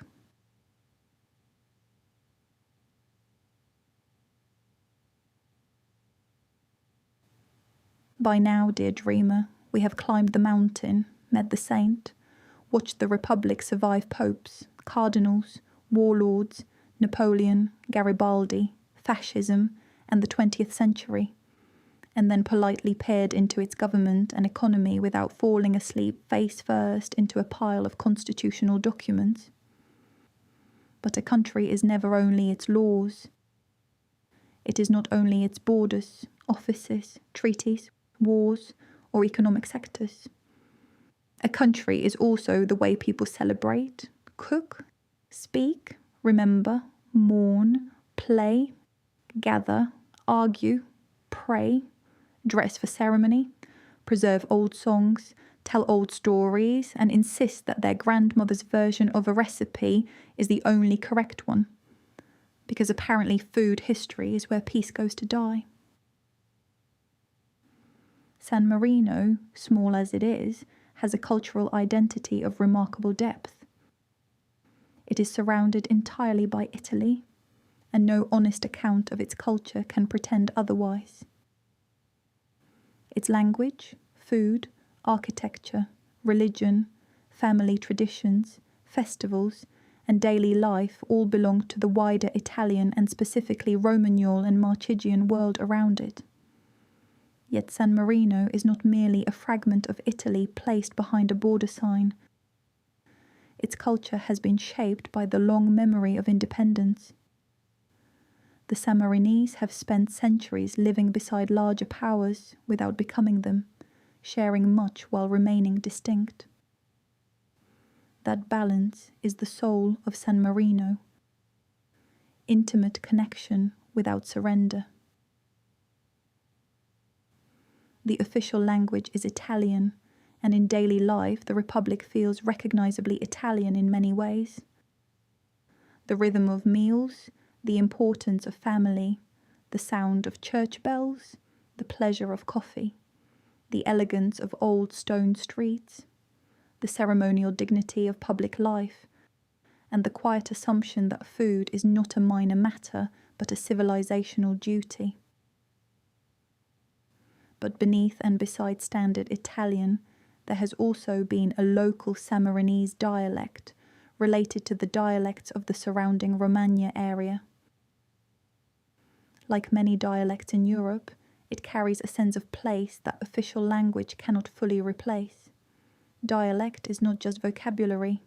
It is humour, memory, tone, belonging, and the ability to complain about your neighbour's parking with ancestral authority. Religion has also shaped San Marino's culture for centuries. The Republic's origin story is inseparable from Saint Marinus, the Christian stonemason whose memory still gives the country its name. Saint Marinus is not simply a religious figure in San Marino, he is a civic ancestor. His feast day, on the 3rd of September, is the National Day of the Republic, a celebration of foundation, liberty, and continuity. The story of the saint belongs to church tradition, but it also belongs to political identity. In San Marino, the sacred and the civic have often stood side by side, like two elderly relatives at a family wedding, both convinced they are in charge. Another important saint in Sammarinese civic memory is Saint Agatha, associated with the restoration of San Marino's independence after the Alberonian occupation of the 18th century. Her feast day is also significant in the Republic's ceremonial calendar. These religious commemorations are never only devotional. They recall moments when the Republic imagined itself protected, restored, and confirmed in liberty. In larger countries, saints may guard cities or professions. In San Marino, they seem to stand guard over independence itself. The ceremonies of the Republic are among its most distinctive cultural features. Twice a year, on the 1st of April and the 1st of October, the investiture of the Captain's Regent takes place. The ceremony is formal, dignified, and full of historical resonance. The new heads of state are installed, processions move through the city, uniforms and official robes appear, and the medieval past seems to step briefly into the present without knocking. The ceremony matters because it makes visible what San Marino values: rotation of power, continuity, public ritual, and the idea that government is not just administration, but a shared civic inheritance. This is where San Marino becomes especially fascinating. Many countries have old traditions, but in San Marino the traditions are not only performed for tourists or preserved in a cultural cupboard for special occasions. They remain attached to functioning institutions. The captains regent are not actors. The council chambers are not stage sets. The ceremonies decorate real political life. The Republic's culture and constitution are braided together, which is probably why San Marino feels so much larger than it is. A country with only around 34,000 residents somehow carries itself with the gravitas of a library, a fortress, and a grandmother who has seen absolutely everything. The historic centre of San Marino and Mount Titano were inscribed on the UNESCO World Heritage List in 2008, and this recognition captures much of what makes the Republic culturally unique. The UNESCO property includes Mount Titano and the historic centre, with its towers, walls, gates, bastions, churches, convents, civic buildings, and public spaces. But UNESCO did not recognise San Marino simply because it is pretty, though it is very, very pretty, and clearly knows it. The deeper importance lies in continuity. San Marino is recognised as testimony to a free republic and a living cultural tradition that has survived from the Middle Ages into the modern world. That phrase, living tradition, is crucial. Heritage is not only about old stones. Old stones are lovely, of course, and San Marino has enough scenic masonry to make a photographer weep into their lens. But stones become heritage because people give them meaning. The towers of Guaitá, Chester, and Montale are not just military remains. They are symbols of vigilance and independence. The Palazzo Pubblico is not simply an attractive civic building. It represents self-government. Piazza della Libertà is not just a square where visitors take photographs and try to look casual while checking the angle of their hair. It is a public space shaped by the ritual life of the Republic. San Marino's UNESCO status therefore protects a landscape of identity. The mountain, city walls, civic architecture, and historic streets form a physical expression of the Republic's history. The city was not built as an open-air museum, but as a working capital. Its buildings housed prayer, defence, markets, councils, administration, and daily life. To walk through the historic centre is to move through layers of function. A gate is not only a gate. A tower is not only a tower. A square is not only a square. Everything has been worn smooth by centuries of use. The Republic's medieval atmosphere also survives in its festivals and historical reenactments. San Marino has a particular gift for making the Middle Ages feel present without pretending that everyone actually wants to return to medieval dentistry, which is very sensible. Medieval days and other historical events bring processions, costumes, musicians, flag wavers, guards, crossbowmen, and performances into the streets and squares.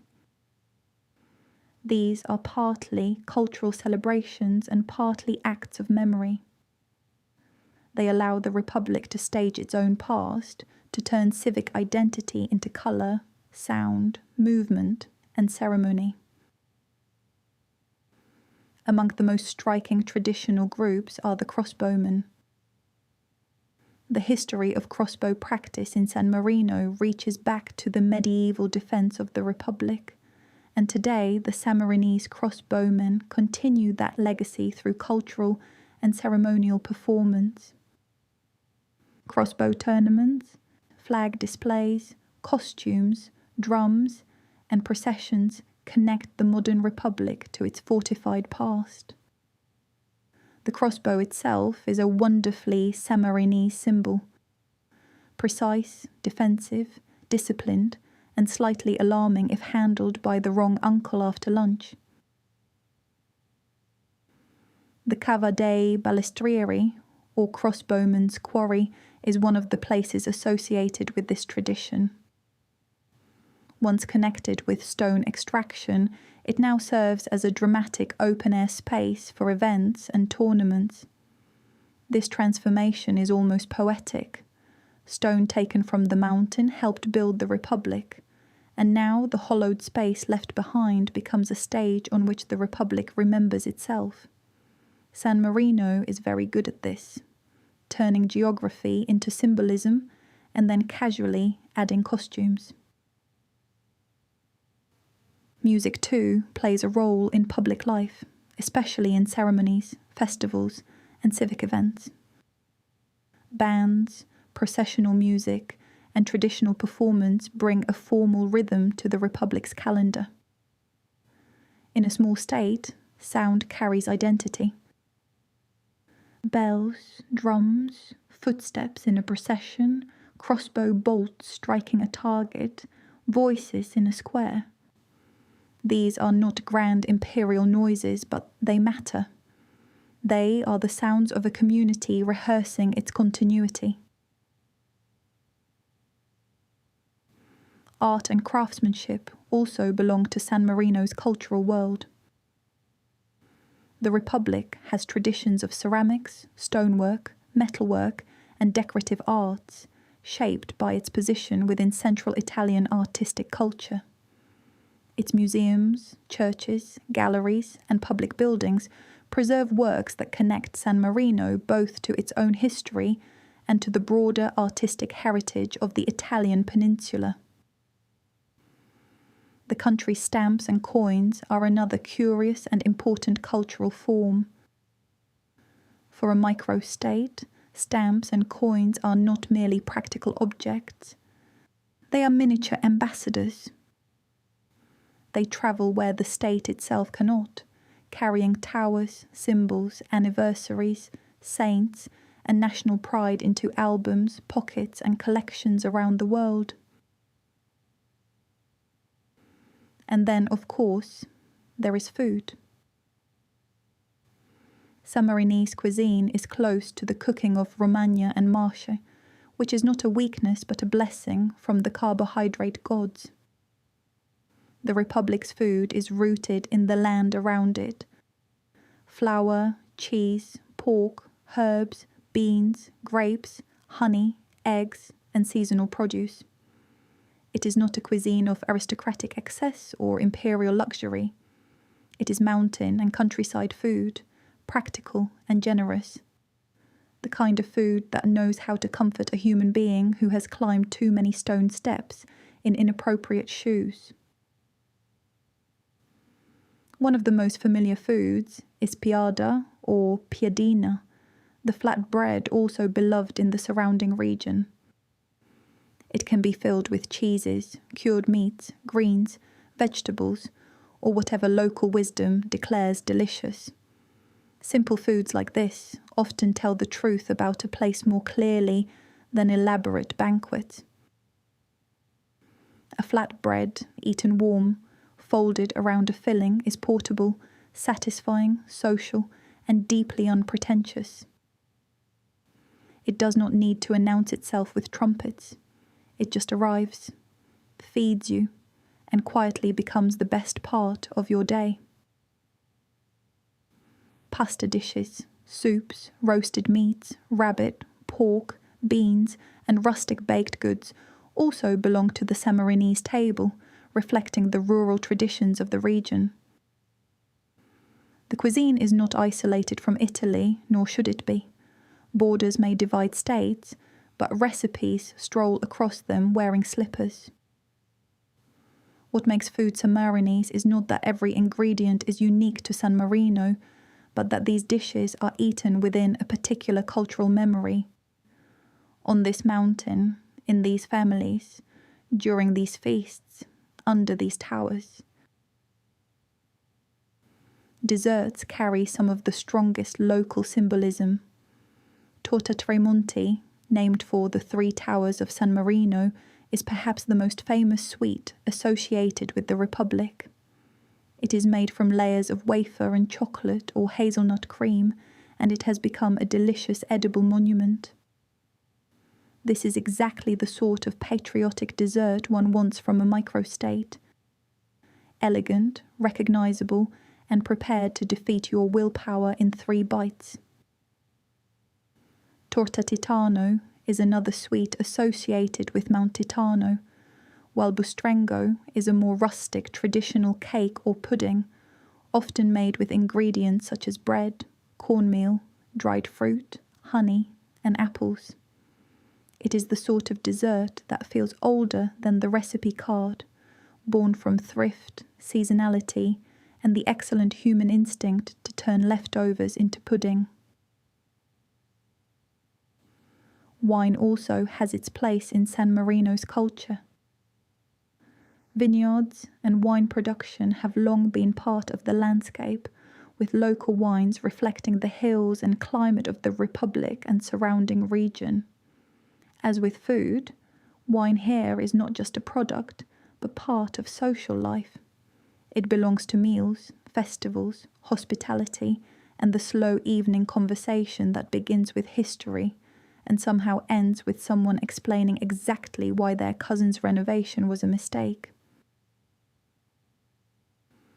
Sport in San Marino offers another window into national identity.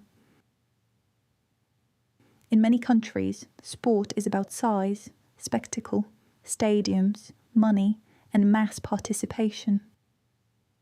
In San Marino, it is also about representation. When a small republic competes internationally, every athlete carries the weight of visibility. To appear under the Sammarinese flag is to announce that this tiny country exists not only in history books and travel photographs, but in the modern world of competition. Football is the most followed sport, and San Marino has its own football federation, domestic competitions, clubs, and national team. The Sammarinese Football Federation was founded in 1931 and later became affiliated with FIFA and UEFA. Internationally, San Marino's national team is famous less for victory than for persistence. It often plays against countries with far larger populations, professional structures, and deep footballing traditions. This can lead to results that are, shall we say, character building. But there is something strangely noble about it. San Marino steps onto the pitch anyway. It plays. It represents itself. It refuses to vanish from the fixture list just because mathematics is being rude. Shooting has brought San Marino some of its proudest sporting moments. At the Tokyo 2020 Olympic Games, held in 2021, trap shooter Alessandra Perilli won San Marino's first ever Olympic medal, a bronze in women's trap. Shortly afterwards, San Marino added further Olympic success, including silver in mixed team trap with Perilli and Gianmarco Berti, and bronze for wrestler Miles Amin. For a country of San Marino's size, this was extraordinary. It made the Republic one of the smallest countries ever to win Olympic medals, and it gave the Sammarinese a modern sporting achievement to stand beside their ancient civic pride. Imagine waiting centuries to be famous for liberty, and then suddenly also becoming very good at shooting clay targets. That's called range, dear dreamer. Motorsport also has a curious place in San Marino's sporting identity, though with a geographical twist. The famous San Marino Grand Prix was held not inside San Marino, but at Imola in Italy, from 1981 to 2006. It carried the name of the nearby republic, partly because Italy already had its own Grand Prix at Monza. This means that San Marino became associated with one of Formula One's most famous circuits, despite not having the race within its own borders. That's microstate branding 101, mysterious, efficient, and slightly cheeky.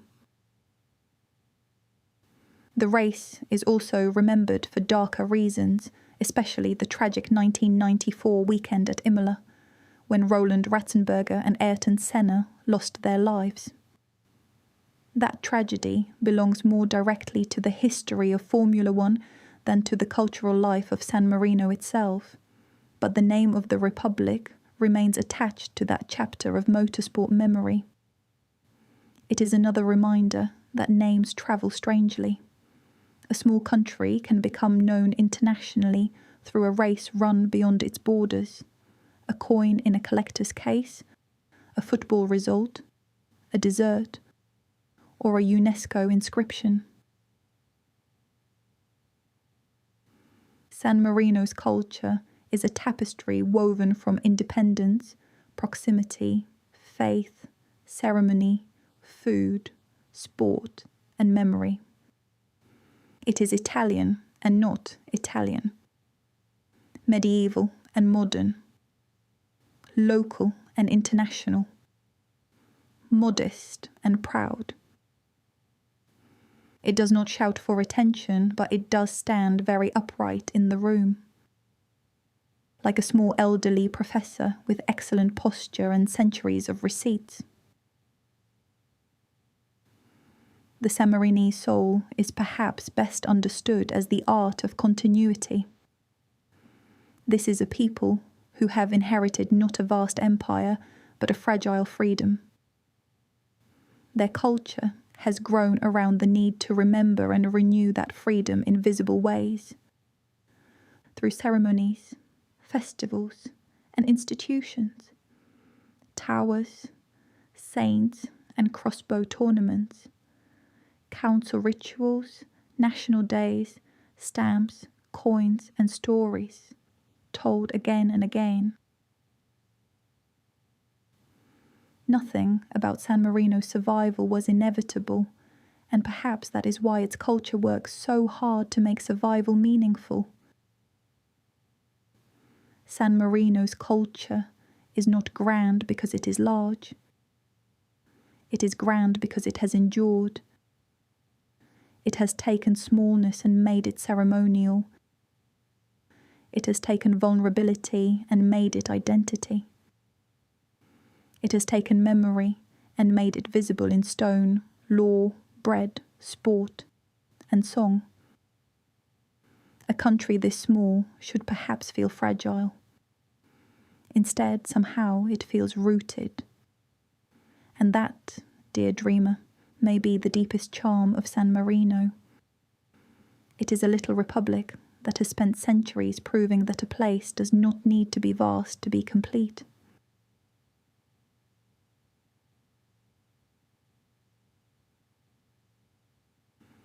Every journey to San Marino begins before one reaches the border. It begins somewhere in the Italian landscape below, among roads that wind through Emilia-Romagna and marsh, past fields, villages, roundabouts, shops, vineyards, low hills, and the ordinary movement of modern life. Cars pass. Buses climb from Rimini. Signs appear. The mountain rises slowly ahead, not enormous in the way of alpine peaks, but unmistakable, confident, and oddly theatrical. Mount Titano does not need to shout. It simply lifts itself from the land and waits for you to notice that there is a republic on top of it. And then you look again. There, along the ridge, are the towers. This is the first magic of San Marino. Before you know the details, before you can name Guaitar, Sesta, and Montale, before you understand the statutes, the captain's regent, the legend of Saint Marinus, or the long stubborn survival of this tiny state, you see the silhouette. Stone fortresses rise against the sky, and the whole country seems to have arranged itself into a postcard with suspiciously good lighting. Some places make you work for atmosphere. San Marino just stands there on a mountain wearing 3 towers like a crown. The most memorable way to enter the historic centre is not necessarily by car, but by rising. From Borgo Maggiore, the cable car climbs toward the city of San Marino, carrying visitors upward in a few minutes from the lower town to the high historic centre. It is a practical form of transport, yes, but it feels like a small ceremony of arrival. The land drops beneath you. Roofs shrink. The slopes open. The Adriatic horizon may appear in the distance, pale and blue beyond the hills. For a moment, you are suspended between the modern road below and the medieval city above, which is exactly the sort of dramatic entrance San Marino would choose. Tiny republic, enormous sense of staging. Borgo Maggiore itself deserves more than a glance. Too many visitors rush straight upward to the famous towers, which is understandable because towers are towers and humans are easily seduced by vertical stone. But Borgo Maggiore has long served as an important lower settlement, historically connected with markets, trade, and the daily life of the Republic. It sits at the foot of Mount Titano, less theatrical than the capital, but deeply connected to it. From here, San Marino feels less like a fantasy image and more like a working country. Shops, cafes, streets, homes, and ordinary people living beneath the shadow of extraordinary history. Once at the top, the historic centre of the city of San Marino unfolds in layers of stone. It is not large, but it is dense with meaning. Narrow lanes twist between old buildings. Steps rise unexpectedly. Archways frame glimpses of sky. Shops and cafes occupy spaces that feel older than their modern signs. The streets are polished by centuries of footsteps, and because the city is built on the mountain, every walk is a negotiation with gravity. San Marino is beautiful, but it does not flatter the unprepared calf muscle. Wear comfortable shoes, dear dreamer. This republic may be small, but it has stairs with political opinions. The heart of civic San Marino is Piazza della Libertà, the Square of Liberty. The name alone is enough to remind the visitor that this is not just a pretty hilltop town. Liberty is the theme that runs through everything here, from the towers to the ceremonies to the coins in the souvenir shops. The square opens before the Palazzo Pubblico, the public palace, one of the most important buildings in the Republic. Built in the late 19th century on the site of an older communal palace, it is the seat of San Marino's main institutions and the setting for official ceremonies. Its facade, clock tower, arches, battlements, coats of arms and statue of Saint Marinus all work together to create a building that feels both medieval in inspiration and modern in function. The Palazzo Pubblico is not merely symbolic, it belongs to the living government of the Republic.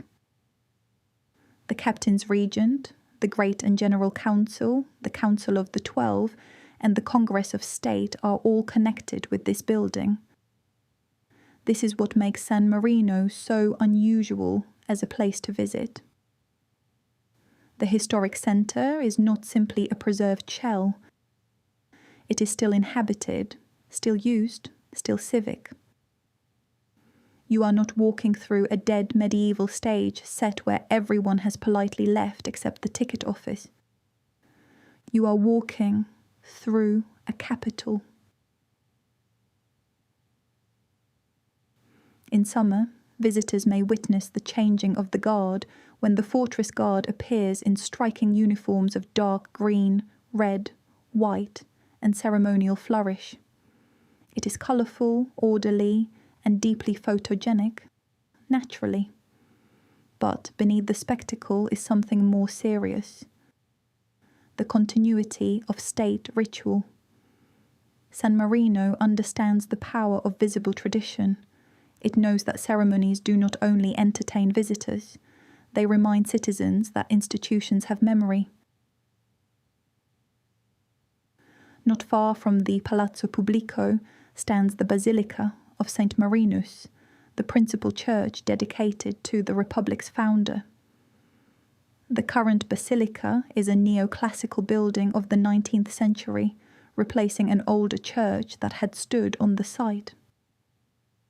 Its white columns and calm interior create a different atmosphere from the fortified drama of the towers. Here the story returns to the saint, the stonemason, the refugee, the founder, the symbolic father of Sammarinese liberty. In the basilica, the religious and civic identities of the Republic meet quietly. Saint Marinus is not only worshipped as a holy figure, he is remembered as the beginning of a community. Beside it is the smaller church of St. Peter, associated with traditions connected to Marinus and his companion Leo. Together, these sacred places give the old town a softer rhythm. San Marino is often photographed for its towers, but its churches remind us that the Republic's origin story was not military. It began with withdrawal, faith, refuge, and stone. And then, of course, one must climb toward the towers. The first tower, Guaita, is the oldest and most famous of the three. It stands on a rocky spur, its walls and battlements clinging to the edge of the mountain with an elegance that feels almost impossible. Guaita was built for defence, with outer and inner walls, a courtyard, military structures, a bell tower, a chapel, and spaces that once served practical and sometimes grim purposes. For centuries, it helped guard the Republic. It was also used as a prison until the 20th century, because apparently every romantic fortress must have at least one deeply uncomfortable room to keep the mood from becoming too whimsical.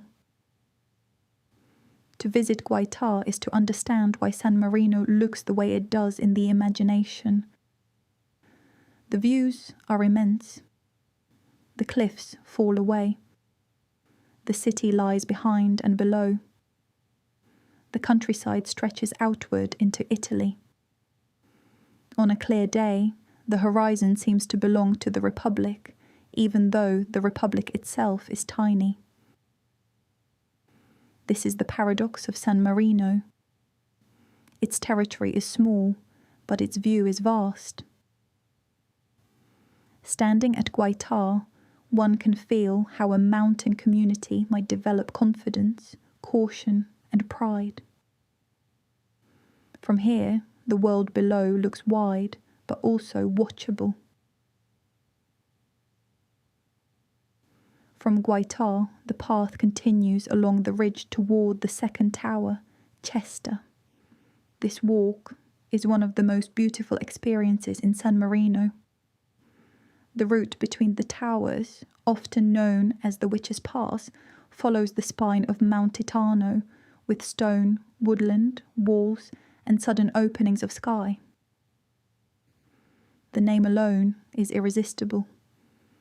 The Witch's Pass sounds like somewhere you should walk at twilight carrying a lantern and a suspiciously ancient biscuit.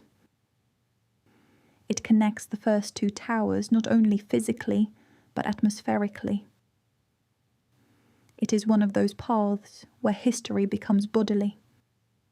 You walk where watchmen, soldiers, citizens, and visitors have moved for centuries. Chester stands on the highest point of Mount Titano at about 755 metres above sea level.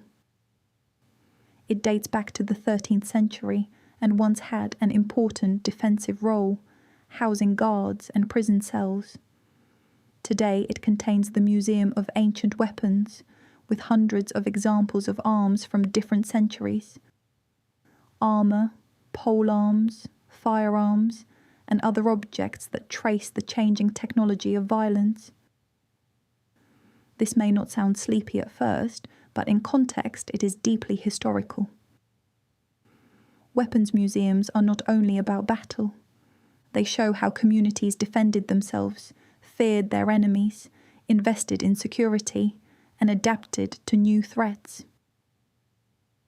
Even a republic devoted to liberty had to keep sharp objects around, because medieval neighbours were not always soothed by inspirational mottos.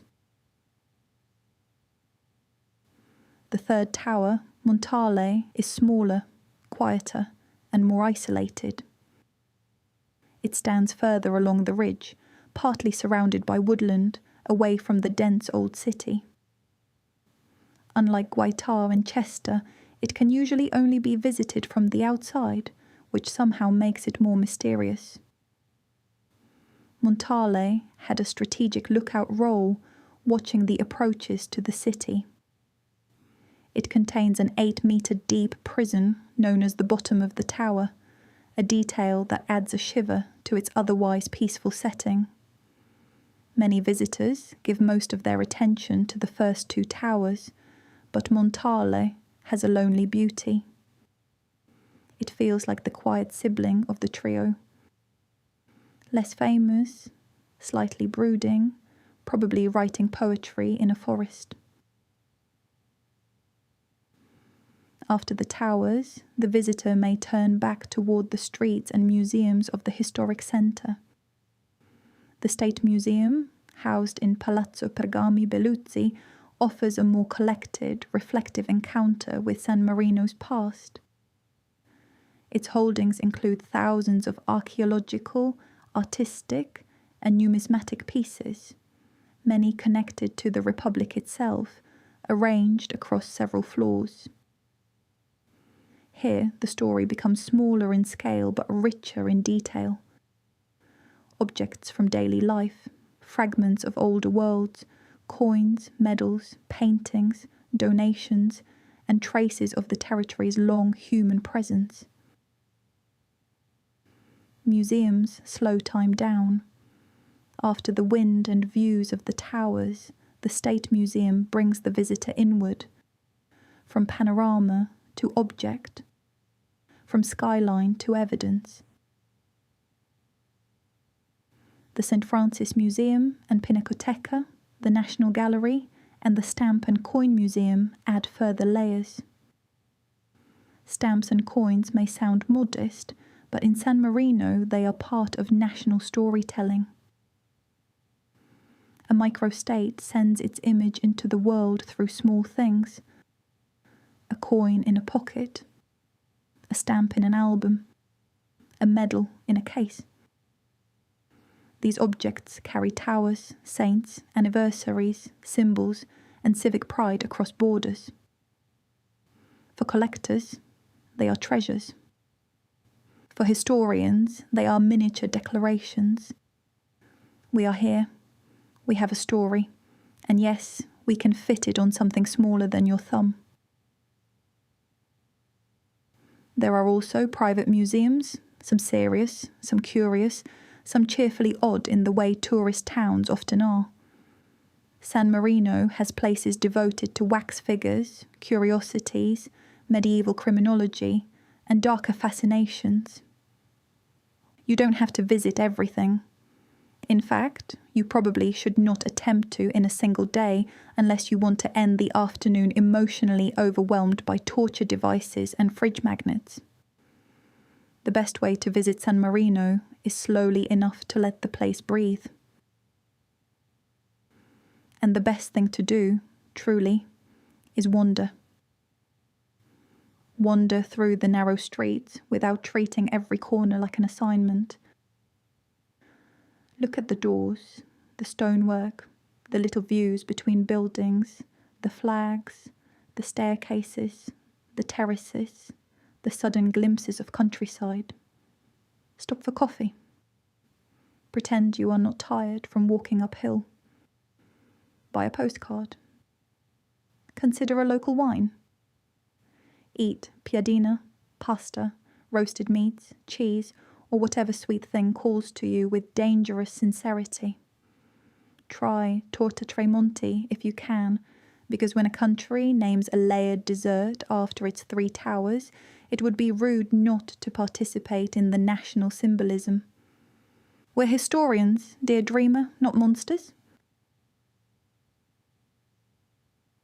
Shopping has long been part of the visitor experience too. San Marino is known for souvenirs, stamps, coins, leather goods, ceramics, perfumes, and various duty-free or lower tax temptations. Some shops are charming, others lean heavily into the strange universal language of tourist glitter. This too is part of the place. San Marino is ancient, yes, but it is also practical. It has welcomed visitors for generations, and tourism has shaped the streets as surely as history has. The key is to look beyond the shop fronts when needed, to see the living republic behind the souvenir. One of the quiet pleasures of San Marino is staying into the evening. Many travellers visit as a day trip from Rimini or the Adriatic coast, arriving in the busy middle of the day and leaving before sunset. But when the day trippers begin to disappear, the historic centre changes. Streets grow calmer. The light softens against the stone. The towers become silhouettes. Restaurant terraces glow. The air cools. The country seems to exhale. At sunset, San Marino becomes less a checklist of sights and more a mood. From the viewpoints near the towers or Piazza della Libertà, the land below slowly darkens. Hills layer into blue. Lights appear in the valleys. The Adriatic fades into the horizon. The towers, which looked proud and defensive by day, become almost dreamlike. This is when the Republic's story feels closest, not in a museum case, not on a sign, not in a list of dates, but in the simple fact of being there, above the surrounding world, watching evening gather around a place that has survived so much. For those with more time, the other castelli of San Marino offer further glimpses of the Republic beyond the famous capital. Serravalle is the largest and most modern settlement, with sport facilities, shops, and everyday life. Domagnano, Fiorentino, Acquaviva, Chiesa Nuova, Faetano, Montegiardino, and the others each belong to the wider fabric of the state. The tourist image of San Marino is dominated by Mount Titano, and understandably so, but the Republic is not only its postcard view. It is also lower towns, roads, schools, homes, workplaces, and communities living within the old border. Nature walks around Mount Titano and the surrounding paths offer another kind of visit. The Rupi path and other routes give access to cliffs, woodland, and views of the historic centre from different angles. These quieter places remind the visitor that San Marino's heritage is inseparable from landscape. The mountain is not a backdrop. It is the reason the Republic exists as it does. To walk beneath the cliffs or through the woods is to understand the old relationship between stone, defence, refuge, and identity. So what should you see and do in San Marino? You should arrive with curiosity rather than hurry. You should climb, but slowly. You should visit the towers, but also pause between them. You should stand in Piazza della Libertà and remember that the word liberty is not decorative here. You should step into the basilica and think of the saintly stonemason whose legend became a nation. You should look at coins and weapons and paintings, not as random objects, but as pieces of a civic memory. You should ride the cable car, eat something warm, drink something local, watch the horizon, and let the smallness of the country become part of its wonder. Because San Marino is not spectacular in the way empires are. It is not grand through conquest, scale, or overwhelming wealth. Its grandeur is concentrated. It is found in continuity, in view, in ceremony, in compact streets, in defensive walls, in the stubborn survival of a republic so small it seems almost impossible, and yet so historically rooted that it feels immovable. As our journey ends, imagine one final evening on Mount Titano. The shops are closing. The last visitors drift toward the cable car or down the winding roads. The towers stand dark against a fading sky. A bell rings somewhere in the city. Below, Italy spreads in every direction, vast compared with the little republic on the ridge.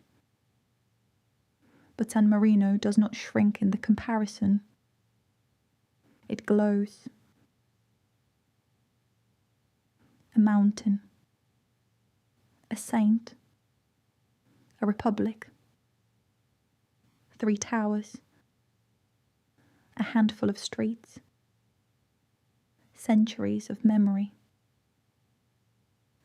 And above the valleys, still watching, still independent, still quietly impossible, San Marino remains.